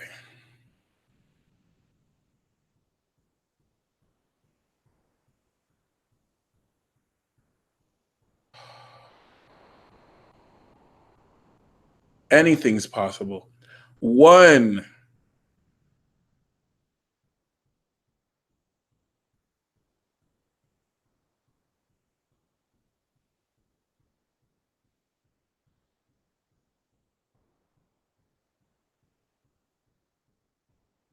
2,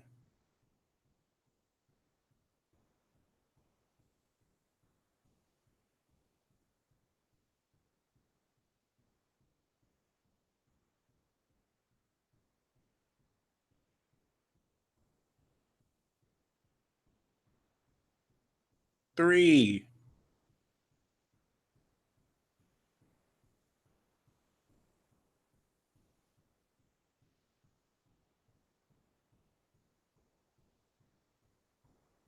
4,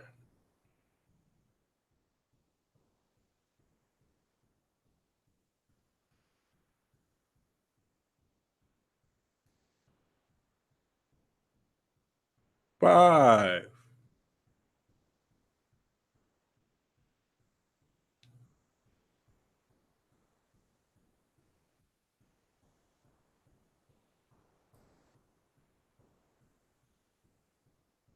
6,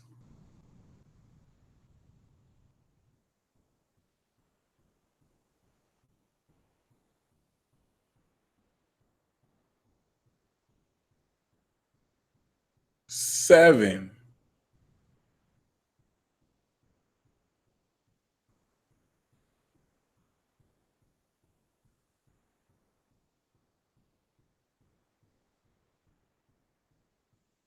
8.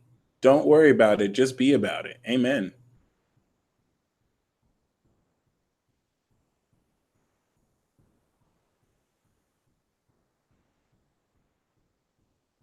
9,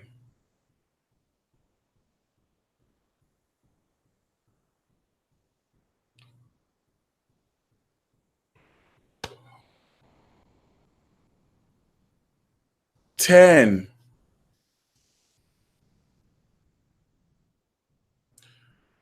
All right, and now we're going to say this together.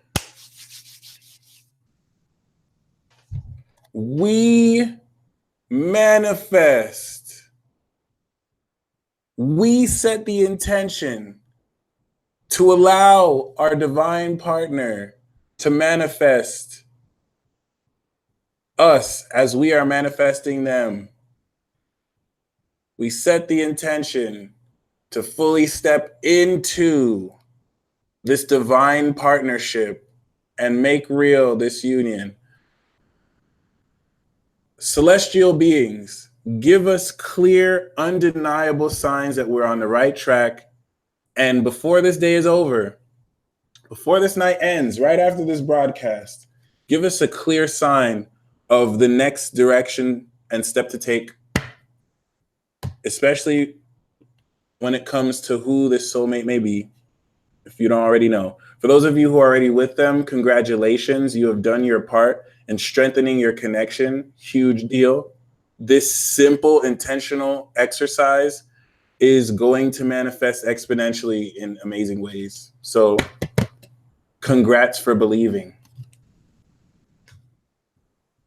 It's easy to not believe and participate, but it takes a special soul. Actually, doesn't take a special soul, because especially if you know what you're getting into. So anyway, we're going to noun. All you have to do is release the energy. We just finished day 1 of 33-day ritual. All you have to do for the rest of the 33 days is the same thing. Heal for at least 5 minutes, and then summon a planet, talk to it, and that's it. Okay. Now just release this. Release all and any expectation of anything happening, of it happening the way you want it to happen. Just let it go. Just let it go. We now release this energy that we've generated. Take it. Take it. Thank you, Jupiter. Thank you, Jupiter. Everyone, please make a wish. Make a personal wish to Jupiter. Jupiter just said that it's willing to grant a wish. So make a personal wish to Jupiter right now. Some of you can talk to Uranus if you want to instantly. But if you do have it instantly, it is going to kind of shake stuff up. But I don't care. I kind of want it instantly. But other than that, let's make a personal wish to Jupiter and release it.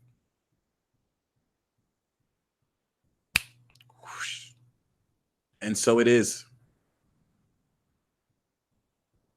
Oh my God. Okay. Anyway, release expectation, doves of expectation, take flight. And now all you have to do after this, put on a special playlist that makes you happy and just dance. Have fun. The moon's on Jupiter, so have fun. Get lit tonight. If you want to go out with some friends and celebrate, you can do so. All right? Party this in. Have fun. That's all you have to do. What I'm going to do right now is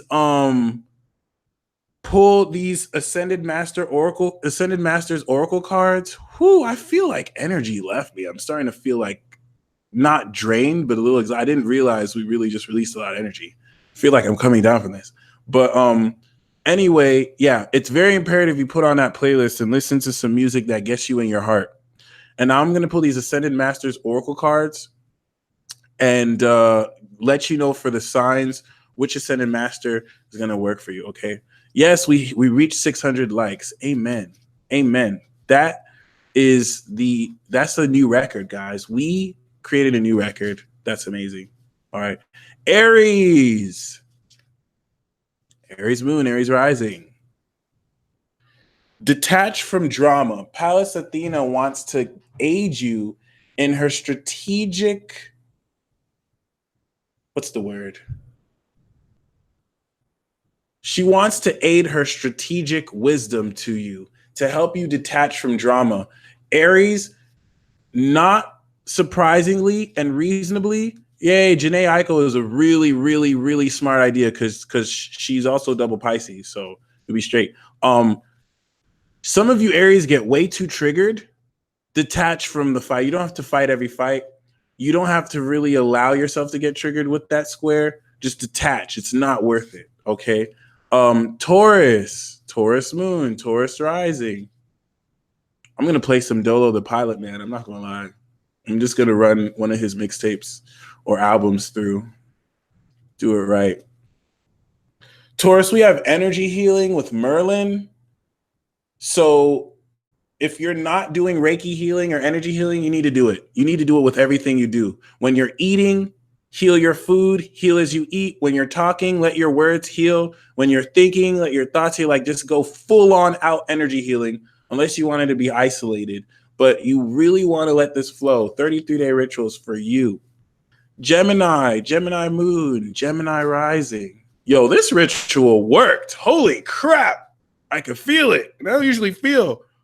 Gemini, we have Mother Mary. Nurture yourself, young twins.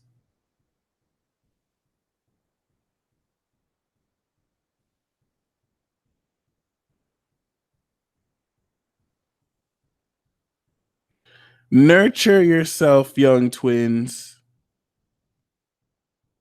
My bad, I got distracted. Nurture yourself, Gemini. Mother Mary wants you to actually take some time to really nurture your heart, nurture yourself, make sure you're doing good, okay? If you need help, go to a Cancer, because they'll definitely help you with that. Or Cancer moon. Leo, oh, I almost forgot Cancer. Cancer moon, Cancer rising. We also have energy healing with Merlin, just like Taurus. Uranus and Taurus. Oh, but for you, you want to do it with crystals. So Taurus is going to do energy healing. Cancer, incorporate crystals into your energy healing work. Okay. It's important because, right, that sage blunt got me high, y'all. It's important because thank you, Johan. Uranus and Taurus is going to supercharge and supernaturally your healing energy. Okay, so keep that in mind. It's going to make something that was just kind of normal, like on steroids, but on like spiritual steroids. Wow, I just said spiritual steroids. Wow. Okay. Leo moon, Leo rising. We have find the blessings in your current situation. Krishna ain't playing, y'all. She's looking out for you, Leo. Okay. No coincidence at all, art souls. You know what it is. Oh. Okay. Find the blessing in your current situation. The blessing that you're you. So that's a blessing in and of itself. Virgo moon, Virgo rising. We have yoga. Babaji is going to assist your yogic practices. I'm getting in a sense that it doesn't even have to physically be yoga. Oh, Krishna is a male. Never mind. I take that back. But yeah, it doesn't have to be actual physical yoga. It can actually even be like any version of yoga that you want, energetically or whatnot. But yeah, yoga, whether it's real yoga, Vikram yoga, Kundalini yoga, yoga. Libra moon, Libra rising. We have Lady Nada, mother, wife, sister, daughter. So for Libra woman, definitely talking about embodying this feminine energy. For Libra men, it's talking about honoring it and really being blessed by the presence of such beings. Dun dun dun. Which is dope.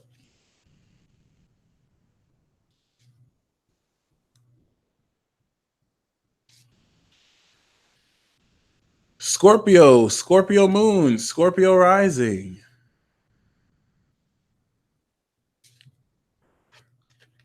Whew. Okay, so I pulled this card, but this card came up. Okay, this card wanted to come up. So it was energy healing, but the card that I really got was Twin Flame. Angus, Scorpio, you actually got the Twin Flame card. So keep that in mind. Scorpio moon, rising, and sun. It's directly connected with energy healing because this is what's going to definitely allow you more so to very powerfully embrace this. And the reason why you're getting this, Scorpio, is because Uranus, which is a very twin flame extra dimensional energy, is in your 7th house of relationships. So it's going to fully bring in this twin flame connection for you. Sagittarius moon, Sagittarius rising.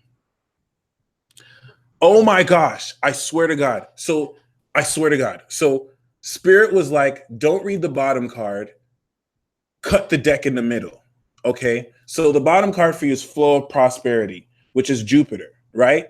But I cut the deck in the middle and we also get twin flame. Okay. So, and it makes sense. The higher zodiac signs are going to be more aware of this higher reality. So it's more common for them to get the relationship, probably connecting with the Gemini or some with that energy, or the concept. Capricorn moon, Capricorn rising. We have thought. Right. Capricorn, there's such serious Saturn and Pluto energy that you can write this down. It's saying to spend time in writing creatively and to write down your intentions for extra magical effect, to rewire certain neurological pathways, and to just create goddamn magic.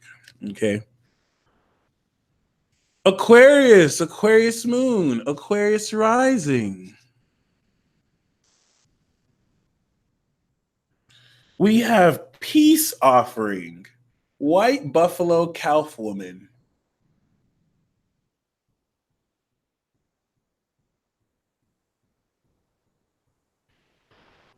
White buffalo calf woman. This peace offering is mutual.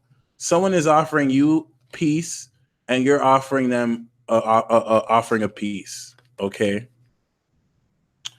And shout out to Chloe and Jim. Ooh, my energy's being worked on. I know you feeling this too. Pisces, Pisces moon, Pisces rising. Oh, yes.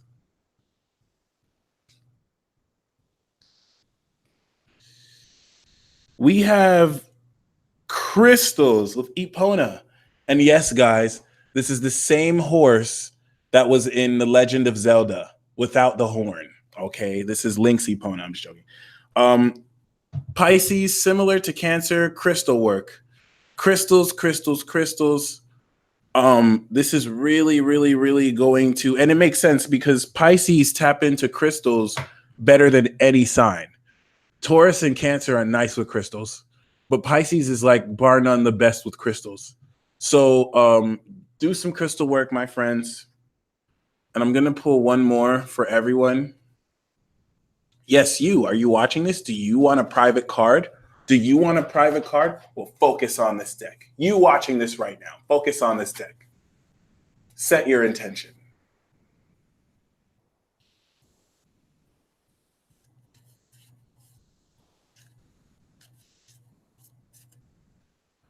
Let it go.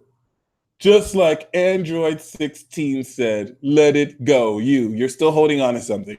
You're still holding on to an expectation, a disappointment, something you thought you were slick. You thought you could hold it on the side. No, let it go. You must let it go.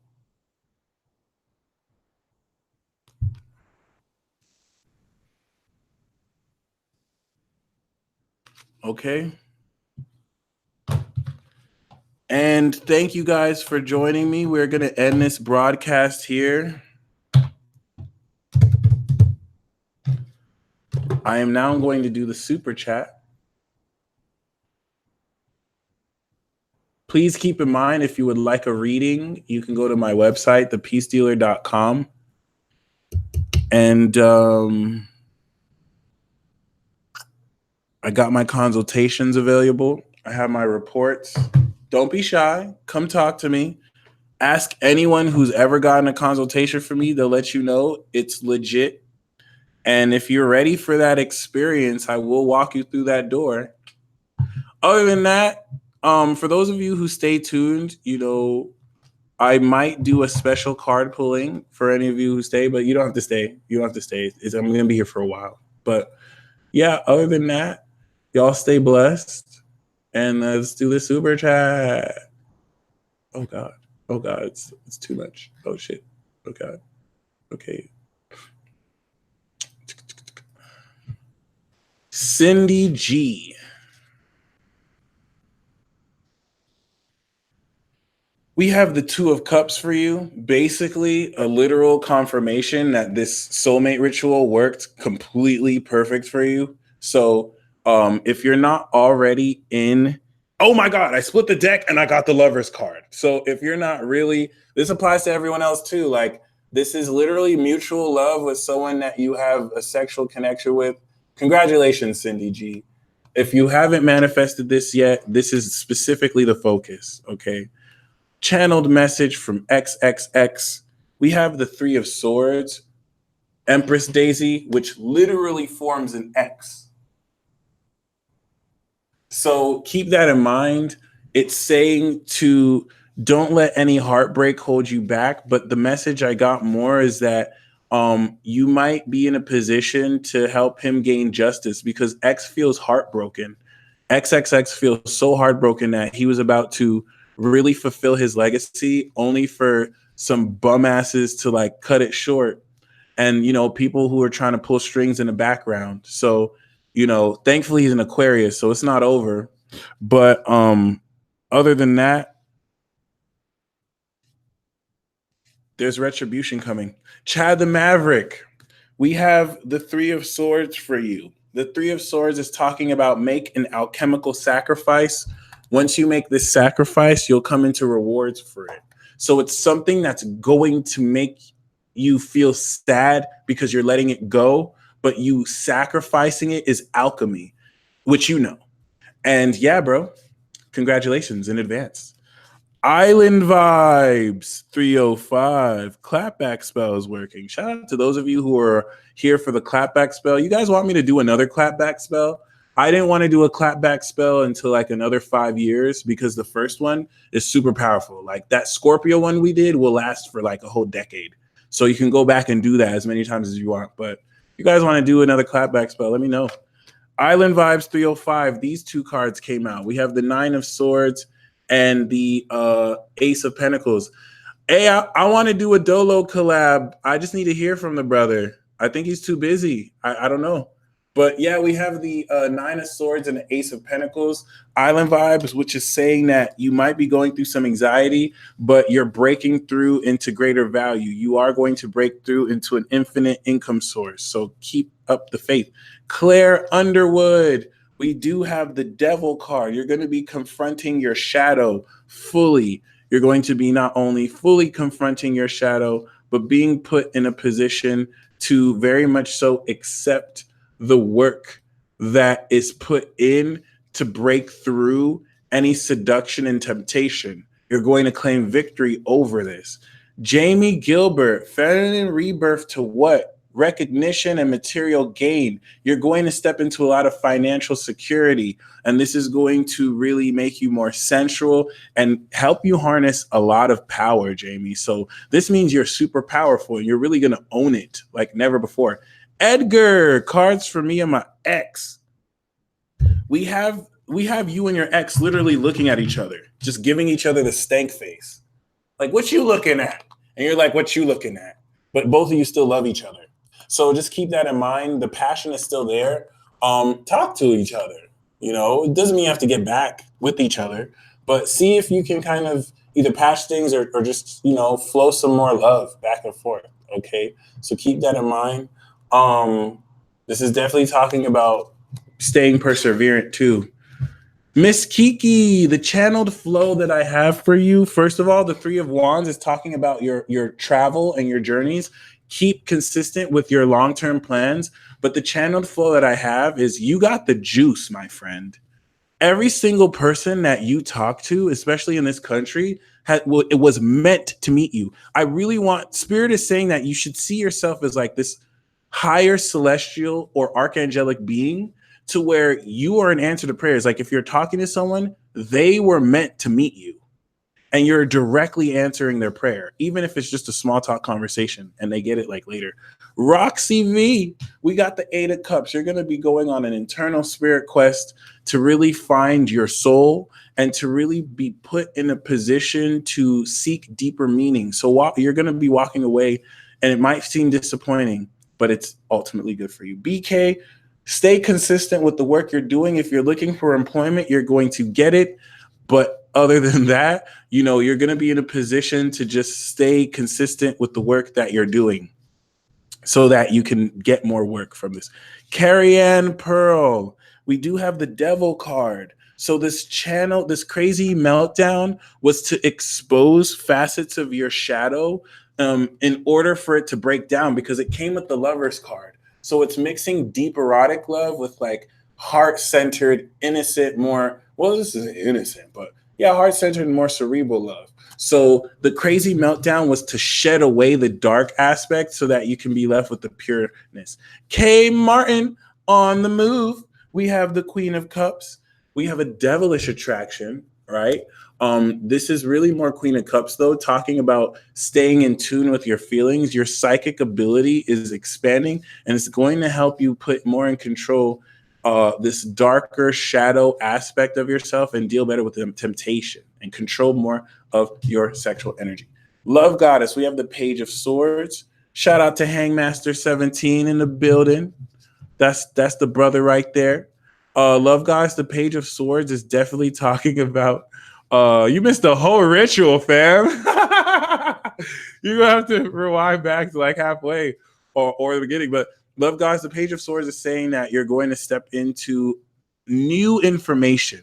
you're going to look at the same thing in a new way. Okay. The manta ray, we have the 10 of swords. Words of wisdom is saying, even when it's over, it's not over. Okay. So keep that in mind. Yes, it is. The clapback spell is there. You might reach defeat, but that just means it's a new beginning. So let what dies, dies. Lily Moonshine, we have the 10 of Pentacles. You're going to step into a lot of wealth, which is ironic because right on top of you is rich people, like somebody named rich people. So you're going to step into greater luxury. All right. Rich people. Oh, by the way, guys, I don't know if I told you, but if you go to my Patreon, okay, if you go to my Patreon account, and I'm going to do this starting the next transit talk, all right? If you go to my Patreon account, right, and you get the Patreon, you go for the super chat priority, it's just $11 per month, and you don't have to do it every month. You can cancel when you want. But if you get super chat priority, all you pay is the $11 tier. Whenever I do these super chats, I'm gonna go to that first, and I'm gonna read down that list first before I do the super chat. So for those of you who don't necessarily want to keep spending or tipping super chats, it's super economic. It's convenient for the whole month. Every transit talk, every video I do, I'm basically just going to start with priority for you, and then I'll go down the list, okay, of the order of who tipped. So rich people.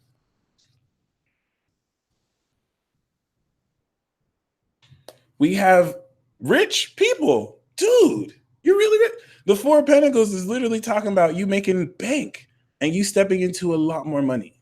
Okay. A lot more money. You're going to assuredly manifest material gain. So keep that in mind. NR Amazite just took a huge hit. We have the Devil card. The dark forces are working on you. And this is meant to show you that you're more powerful than you know. So you are protected, but rich people, you asked how. This is really talking about work you're already doing. So you may get a surplus of money. Money's really just going to come in, and it's cool if you don't know how, because that'll be pretty magical. But it's assuredly coming in like soon now. Okay. The Devil card in R is talking about you facing your shadow and you becoming so much more powerful because of it. Jess BUTV, thank you as well. We have the Wheel of Fortune. Jupiter is shining its blessing on you. Okay, Jupiter is going to evolve you. Nika, you're coming up soon, and you just want to take risks that are heart centered. If you're risking anything on your creativity, you're going to win the lottery here. Okay, Sherby, we have the Eight of Pentacles, so money's coming up for you, and moderation. Especially if you're working a job, you're going to find that the consistency and work you put in will pay itself out, and the good management will give your life so much greater balance, and you're going to be more in control of your life. So that's amazing. This is actually one of the best cards we pulled because it's not only stable, but it's lucrative. Susanna G, will Troy and I be happy together? That does depend on you two. But the Seven of Wands is saying you must stand up for yourself. You must be persistent, and you must not give up if you truly want this. It's not saying to push what won't happen, but it's saying to stand up for yourself, okay? Andrea Legs, we do have the Eight of Pentacles. So the channeled message I'm getting is that you not only want to put in quality work into what you're doing, but to give other people work. You might be able to hook other people up with employment and pay them in a certain sense consistently. Find ways outside the box. But if that's not the case, you're definitely going to come into more money through being consistent. Mimi Yamaguchi, we have the High Priestess. Beloved, trust your intuition. Listen to that inner voice. The synchronicities and signs, whether they make sense or not, are leading you to the right place. And you don't have to have all the answers, but you must trust it. You are psychically intelligent. You can handle it. You are handling. Brooklyn culture, we have the Three of Cups and Judgment. Go on with your bad self. You and some friends are going to be aligned to your highest purpose, and you're going to step into great celebration in great ways that you totally deserve. Okay. Thank you, Faith Scott, for the donation. Once again, I will start the priority for the next super chat. But Faith Scott, I will pull one for you right now. We do have the 9 of Wands, which is urging you to stay perseverant and persistent. The star card is here. There's rejuvenation. You're about to break through. Dreams are going to come true, but you just need to stay perseverant. Okay. AZ, love is infinite. That is true. And we have the infinite wheel of fortune. All right, no Pat Sajak. This is definitely talking about evolution. This is definitely talking about stepping into a much more beneficial phase where luck allows you at a greater, more amazing level to tap into your destiny. Okay, Nika, New Essence Movement. We do have the devil, but we do also have the hermit. Now, this is talking about dealing with some shady influences, but using your own personal discernment to navigate through them. The devil card is not always bad. It's really talking more so about dealing with shadow influences in a way that allow you to sexually alchemize your energy without falling into temptation of it running you. So keep that in mind. I think this movement is going to bring up some taboo themes, but you want to listen to your internal guidance. Amherst Crespo, we have the 8 of Pentacles and the Page of Swords. Amherst, this is saying your hard work is being watched. You might not notice it because this person's hard at work, but someone's watching the work you're doing. And whether they're impressed or not, they're watching you. So make sure you do the work the best you can and to stay focused because important eyes are watching. Moonshine Tarot. We have the 4 of Wands. Ah, ha, ha, ha, ha, ha. Wow. The 4 of Wands is talking about you stepping into great celebration, results for your hard work. You're going to be celebrating and partying. You might even be invited to a wedding if you don't have one yourself. Lady Snake Priestess, we have the Knight of Pentacles. The Knight of Pentacles is talking about consistency and taking any financial income and making it stabilized. So a reliable friend in the form of this knight can help you with this, okay, that you can depend on. We all like dependability. Larry Jacko, we have the Queen of Cups. A very compassionate woman is going to help you tap deeply into your emotions and really help you feel deeply into a lot of who you truly are, okay? And also open up your psychic ability. Swirly 777, we have the Hierophant, and we have the Ace of Cups. This could be a marriage, but I'm getting the sense that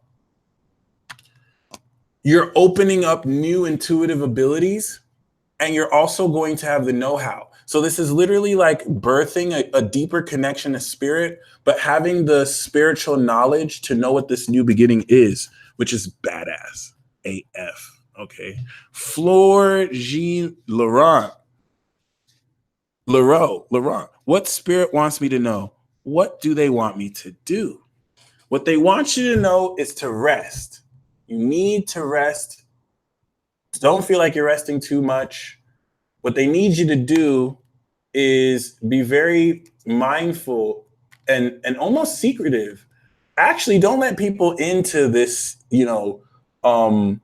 rest you're doing. Make sure you seclude yourself in a place where you're not distracted and get some rest, as much rest as you can. Okay.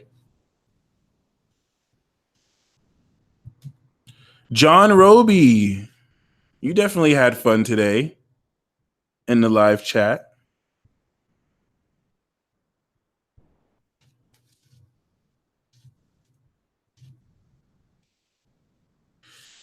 John, we have the Knight of Pentacles, which is urging you to stay consistent whichever way you can, and also be in a position to be reliable, okay, in ways that work out quite appropriately for you.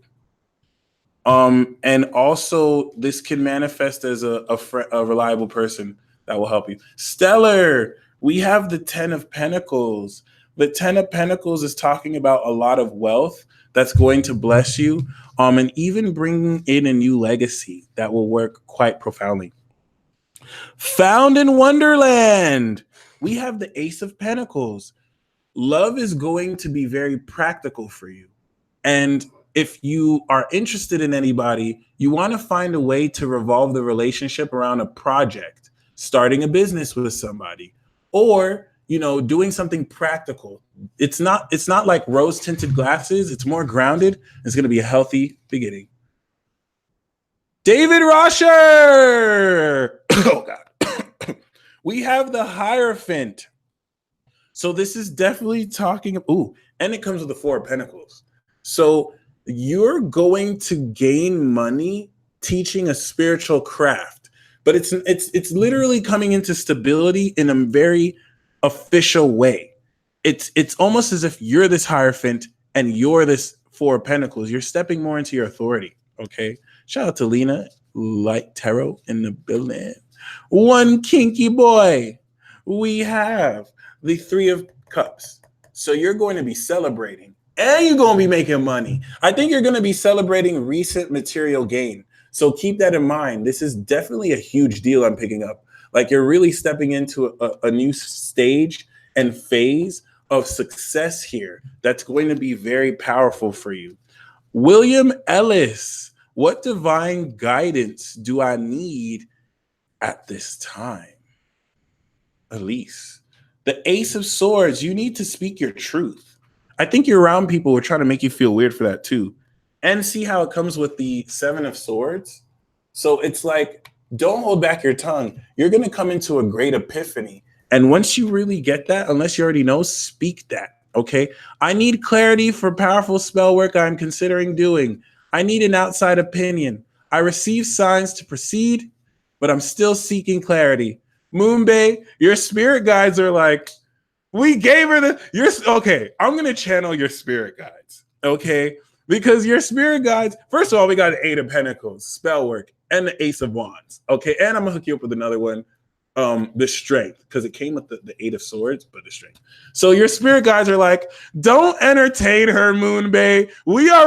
Don't entertain Moonbay, Peace Dealer. We already gave her signs. We gave her mad signs. She don't need no outside opinion. We busted our ass fighting demons and dark forces to give her signs, and she talk about she still need clarity. Like she's not an ascended master. Like she don't already got the juice and the sauce. Okay. Moonbay is literally saying like your ritual already worked because you have so much juju. You just have to do it. You just have to intend it, and it's already in motion.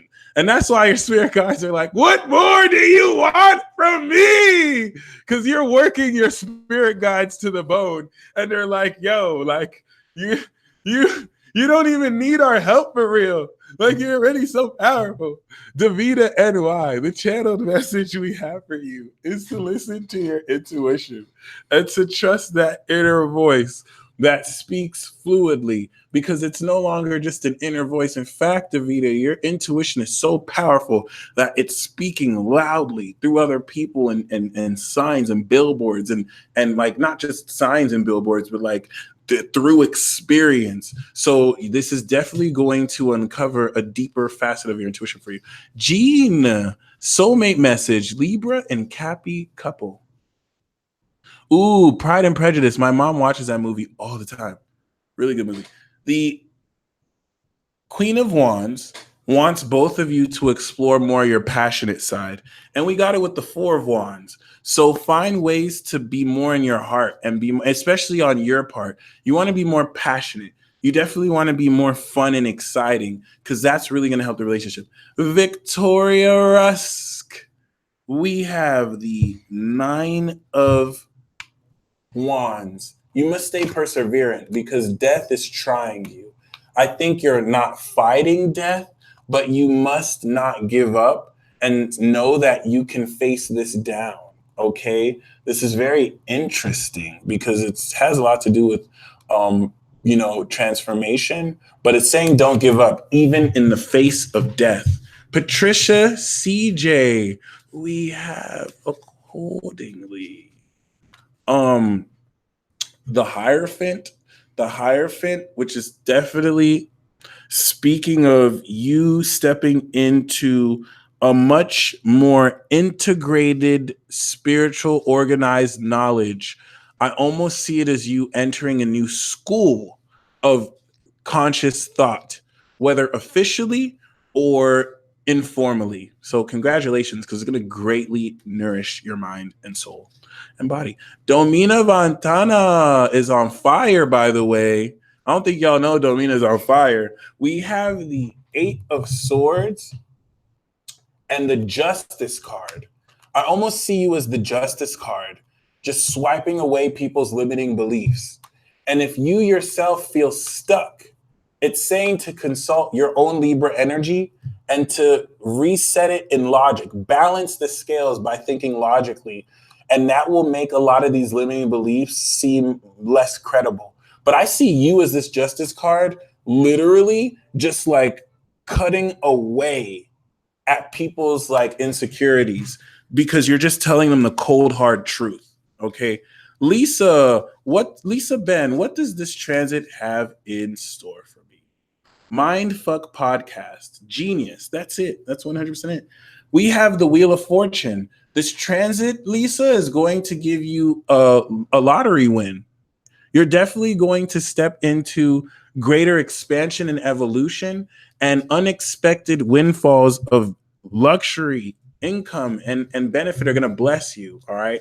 And fortune. There we go. Lisa P. We have the Page of Wands and the Seven of Pentacles. So you're going to be approached by very exciting news. You're going to break through something you've been wanting to hear from, something you've been wanting to happen is going to happen. But the Seven of Pentacles is saying you still have to be patient, but it's going to break through initially. You're going to have it in your hands. Pause. You're definitely going to be in a position to like really embrace this. Pause. My bad. Really be in a position to like have fun and do risks, but the whole thing is still going to take some time to come through. So enjoy this excitement initially, but still be patient. Okay. CG.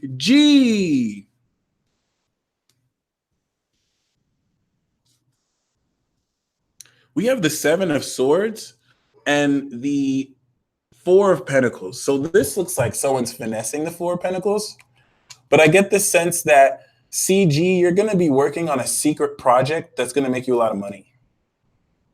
Very accordingly, very powerfully. It's gonna be really lucrative, and it's just saying to be careful about it because not all of it is legal. So you're definitely gonna get away with it, but just be very careful about how you do this. Miss A, unless it's the other way around and someone's promising you things, but they're just taking advantage of the money you have, knowing that it won't really hurt you financially, but they walked away. So just don't let them do that. Miss A, we have the Page of Wands for you too, which is saying you're going to receive very exciting news, and just let it really make you happy and take risks and do things you haven't done. Bharti Sharma, we have the Six of Cups. This is a soulmate card. You're going to connect with someone you have a pure connection with, and it's going to open up your heart and really inspire you to be more authentic. So congratulations. Jules, the kingdom of God is within you. Amen. Okay. We have the Page of Wands and the Queen of Swords. So it's talking about your intellect. You're both characters. You have this amazing intellect, but you also have this very childlike, passionate spirit. So maybe this woman could give you exciting news, but I get the sense that you're going to be balancing a supreme logical intellect with a passionate inner fire. And this is going to have you stay professional, but still be fun. Goddess Adorned. How do I heal my heart to step into unconditional love with my divine counterpart? We do have the King of Swords and Death. Death is saying you must be willing to die to everything stagnant to you and embrace transformation. But the channel message I have for you is to Reiki heal your way into it. Really just continue to send energy to your heart and to literally feel love. Give yourself literally that healing. And imagine the way you would love your divine counterpart and love your heart with that Reiki in it. And to also send that energy to your counterpart. As when you heal yourself, you heal them. Darlene, the message from Spirit is the Knight of Swords. It is telling you to leap forward into something you don't have all the details about, but you know is true. And you can take that risk and speak your truth. Chloe Swapshire, the Nine of Wands is saying to stay perseverant and to let your experience be your guide through discernment, okay? And to not give up, all right? Aris Hill, I'm doing the Patreon list tomorrow.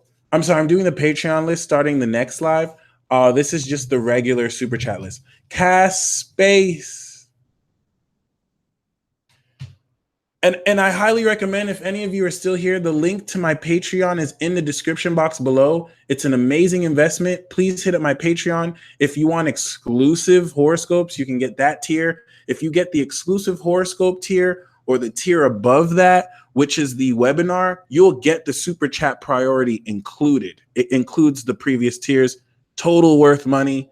It's just a once a month investment, and we donate 20% of the receivings of the funds to a nonprofit. So it's for a good cause. Every month. Cast Space, we got the 10 of Cups.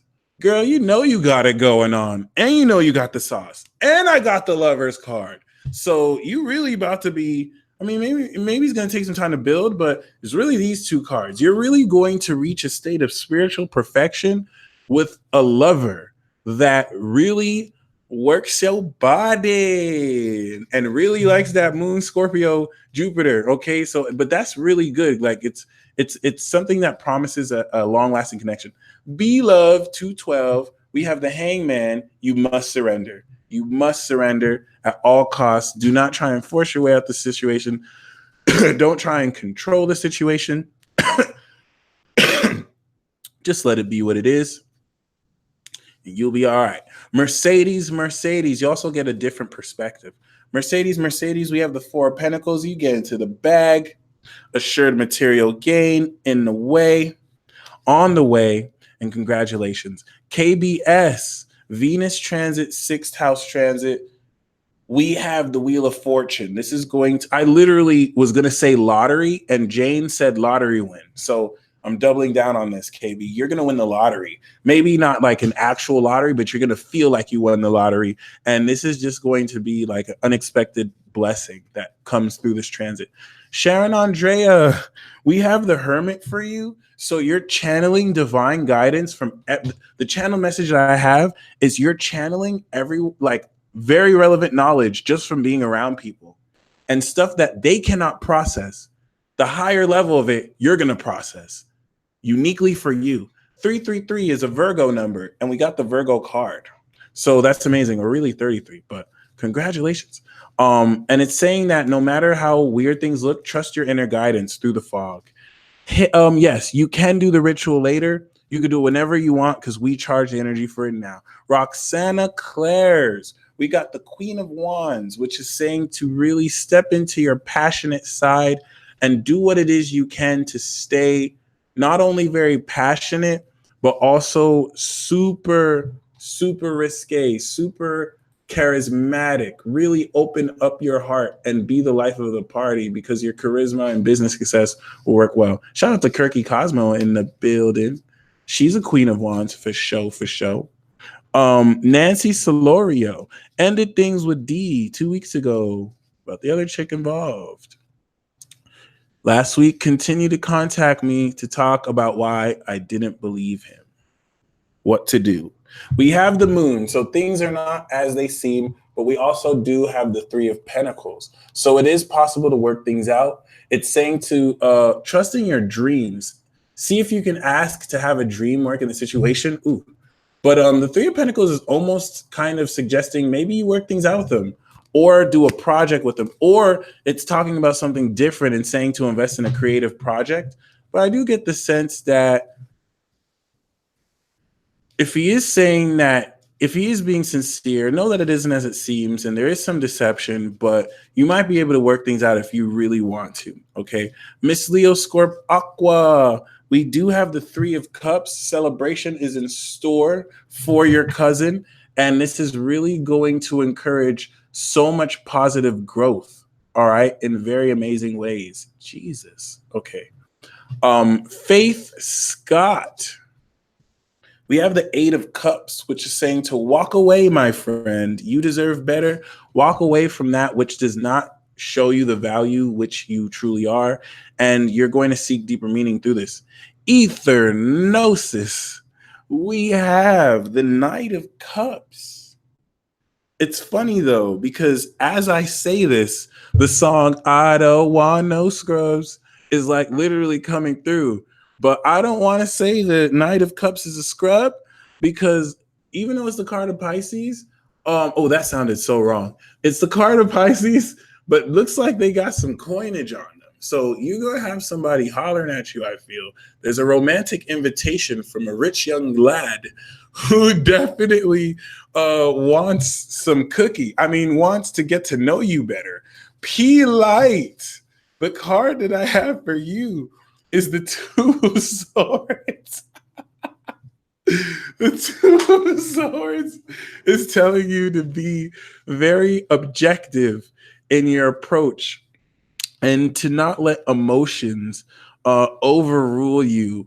Okay, it's saying you might be a bit secretive, or you might hold in your tongue, and that's advised. Shiv Unplugged, we have the Four of Wands. Celebrate, throw a party, throw a house party, even if you don't feel like it, even if it's just you and a few friends. Throw a house party. Okay, this is definitely talking about being put in a position to really celebrate your rewards. This might even be talking about a wedding of some sorts, but there's union at play. Jennifer Murray. The card that I have for you is the Page of Cups. There's new love. Someone may open up their heart to you. And if there's anyone that your heart is burning to express your feelings to, you have the green light to share your feelings with them, whether through a poem or whatnot. There's no way. I see 347. That would be wild though. I see 222. We have the Wheel of Fortune for you. You're winning the lottery. Anytime you guys see the Wheel of Fortune, you basically win the lottery. You're going to step into unexpected success, and this is going to fall into place a lot of stuff as you connect with destiny. I see you. You say you tip 444. We have the Four of Pentacles. This is an affinity. You're going to assuredly come into a lot of money, and I even got more money for you. So the channel message is you're going to be stepping into more money than you're used to. Save it accordingly, and just keep on that consistency to keep that money. Keep on the good work you're doing. Okay. L Rising. The card we have for you is the Devil card, but also the Sun card.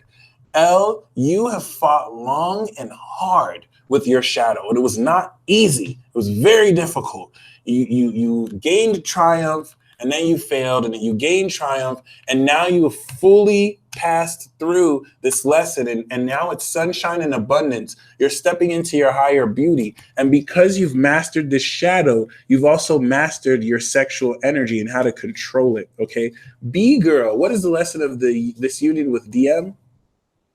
I think we are both working through past lives. We have the Page of Swords. Wow, that is crazy. Sun and Moon in reversed. We do have the soulmate card. So both of you do have a soulmate connection. And yeah, you are working through past lives. But the lesson is to see through things in a new way. The Page of Swords is talking about communicating in a new way and really seeing the situation, not with new eyes, but with the new perspective. Aris Hill, thank you. Okay. We have the Four of Pentacles, which is talking about assured material gain. You are surely going to step into more money, and you're going to step into greater financial stability with work you're already doing. Congratulations. This is going to come with greater recognition, and just know it is well deserved. Woo! KN Charlie, where do I go from here? Interestingly enough, we have the Five of Pentacles and the Seven of Swords. So make sure people are being honest with you and make sure you're not being taken advantage of. Make sure you are not being taken advantage of in your vulnerable state, especially with someone trying to offer you a new income stream. Know that they're trying to hustle you, okay? So where you go from here is, honestly, I don't know what to tell you. I would even say there's nowhere you have to go. And I hate to tell you this because it's so cliche, but you do want to go within. But keep doing what you're doing. Just don't get finessed. Be very careful. Someone wants to take advantage of your situation. Sandy Lancaster, planning to sell my house and rent for a year. Any insight and advice on this process? We do have the Eight of Wands and the Nine of Cups. It's going to go 100% the way you want. It's going to move very quickly and you're going to be very satisfied. In fact, you might get a higher bid for the house than you get. So the Eight of Wands is like flight travel, like flying or even traveling overseas. This is definitely encouraging that, but it's saying that this process is going to happen relatively quickly.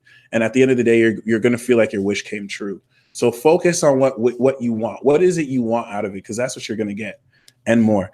Is mine a Cappy or air sign? Will I hear within a week? And is he spying on me? Well, the spy card is the Page of Swords. Will you hear within a week? The Ace of Swords is the one of two tarot cards in the deck that specifically answer that you will hear from them. And the Three of Cups is definitely talking about you having a very good chemistry with this individual, and you may be able to connect at a party or go out with them. It does not tell me if they're a Cappy or an air sign at all. Maybe the Ace of Swords will say they're air sign, but it really does not let me know. I can pull another card, but you will hear from them. And I don't think they're spying on you. I did get the Nine of Pentacles, and this is the Capricorn card, but you will hear within a week. Will Juan and I work things out? Yes, the Four of Wands is a resounding yes, you will. You may even get married and have a wedding. Deborah Alicia, we have the Four of Pentacles and the Sun card. You're going to gain recognition and money, and this is going to open up. Thank you, Sandy. This is definitely going to open up a lot of happiness for you. You're stepping into an attainment of completion and success that is well-deserved. Realize, see lies. Yes, you may have a card. We have the Five of Swords. Ignore, my friend, ignore the hating asses that are whispering by the sidelines because you're part of the $1 billion vibe tribe. You're partying. People are trying to hate on and undermine what you're doing. You're genuinely having fun, and people are trying to act like, oh, well, you guys aren't relevant. Oh, well, you guys are dumb. You guys are delusional. They're bitter. Let them be bitter. Let them be mad. You glad. You're not even focusing on them. So it's just to bait you in. Don't get baited in. Don't fall for that. Just continue to celebrate because there's going to be more to manifest. Lena Light Tarot, a message for Venus and Pisces. I got you. We have the Two of Cups. You are going to connect. This could be internal, but this is definitely talking about you being able to connect in love with a very powerful individual. We have the Eight of Pentacles, so it could be someone that you work with. I think it could be a partnership that's romantic and practical. House of Judea, Venus and Pisces message, divine beloved, I got you. We have the Eight of Pentacles, the Sun in Virgo card. So this is really talking about hard work paying off with the Four of Wands, results for your hard work. Shout out to Nina, who feels so super Saiyan. Oh, yes. Thunder, gold hair, and hopefully without someone close to you dying. But this is definitely talking about putting in the work that's worth it and that consistency paying back, regardless of what context it is. Kim Mick, Tarot, Wheel of Fortune, lottery, you won that. Unexpected blessings, you got that. Destiny connection, You won that. All right. That's lit. Things are going to fall into place. Legit. Andromeda Princess. We have the Queen of Cups. Your relationship with Justin, you're going to fall deeply in love. This is not even talking about falling in love. If this is talking about Justin's feelings for you, then Justin is deeply in love. But I get the sense that this is you, and it is saying that the deeper in love you are, the better the relationship will be because you're so psychic. Aqua Elliot. We have the Seven of Pentacles. Patience, young grasshopper. Your farm is cultivating. You still need to water the plants. They still need to grow. But when that crop is there, you have a multi-million-dollar farm. You just need to nurture it. Okay? Victory is already yours. Gwen Butler. We have the Six of Pentacles, which is talking about financial assistance being available if you need it. And you also might be in a position to help those who might need money as well. Flow. If you give out, you'll get. If you get, you'll give out as well. But yeah, financial balance and flow. Miss Sanchez, just getting out of a 12-year relationship. Congrats. We do have the Four of Wands. There's still celebration and success. The anxiety is going, it's like you're leaving the anxiety and you're going to feel so much peace. The channel message that I have is you fulfilled a cycle. So definitely keep your mind focused on what it is you want to very powerfully put in motion, as this will come into place for you. Bree Sun, which direction in career? The King of Swords is saying to the very top, whatever it is you do, you're going to be a master at it. So keep that in mind. This could actually even be an Aquarius or an intellectual individual who helps guide you if you need advice. And it's saying that regardless of the direction you go, remain objective and remain logical. Okay. Shout out to Life Misspelled in the building. We pulled from the deck you gifted me with, which is dope. All right. Salma, open to receive any message. We have the Page of Swords. The Page of Swords is talking about someone spying in on a party. No, I'm just joking. It's talking about a new train of thought. You might be learning something new, but it's also talking about you're going to come into unexpected surprises that are very happy, like serendipitous surprises. I think you're going to be alerted to the truth and invited to a party where really great stuff happens. Okay. Gaby Marino, what's my next step? Also, is the Scorpio being true? Yes, this is literally Sun in Scorpio. So you have a soulmate pure connection with the Scorpio, and your next step is to really uncover deeper your personal pure connection with your heart through others, and also money. Your next step is to step into a lot of money that you secured on your own. We do have the Nine of Wands. So he may leave the relationship, but this is more so, it's interesting because this is talking about new love, I think, for you. This is talking about you exercising discernment. I don't really sense that it's talking about your DM, but it's definitely talking about you stepping into, we do have the Two of Cups here though. So, I mean, he will find his power and self-love, but I don't think his relationship might be as toxic. I think he might work things out with that. You, on the other hand, might come into a new relationship. Okay, so keep that in mind.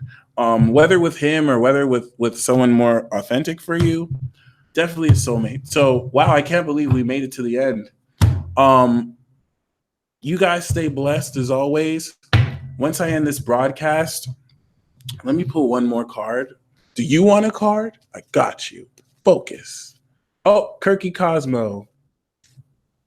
We have the High Priestess. So the army message is you're literally like the High Priestess there. Like people are going to get intuitive messages from you that they didn't know they needed. And you're going to be noticing the spiritual dynamics of stuff happening that they don't see.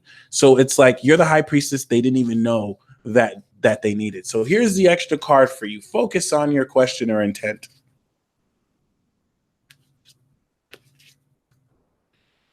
Your wish is coming true. If you made it to the end of this broadcast, make a wish. It's 11:11 in a certain coast. Make a wish because this wish is going to come true. It is sponsored by Jupiter.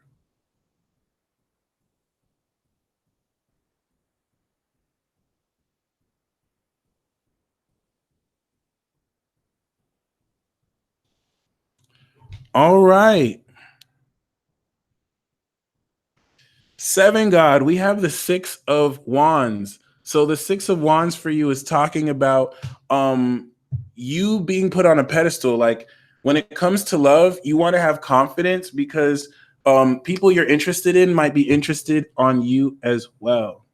Okay. So keep that in mind. Shout out to Sun Soul Astrology in the building. And yeah, you guys stay blessed as always. And until next time, peace, peace,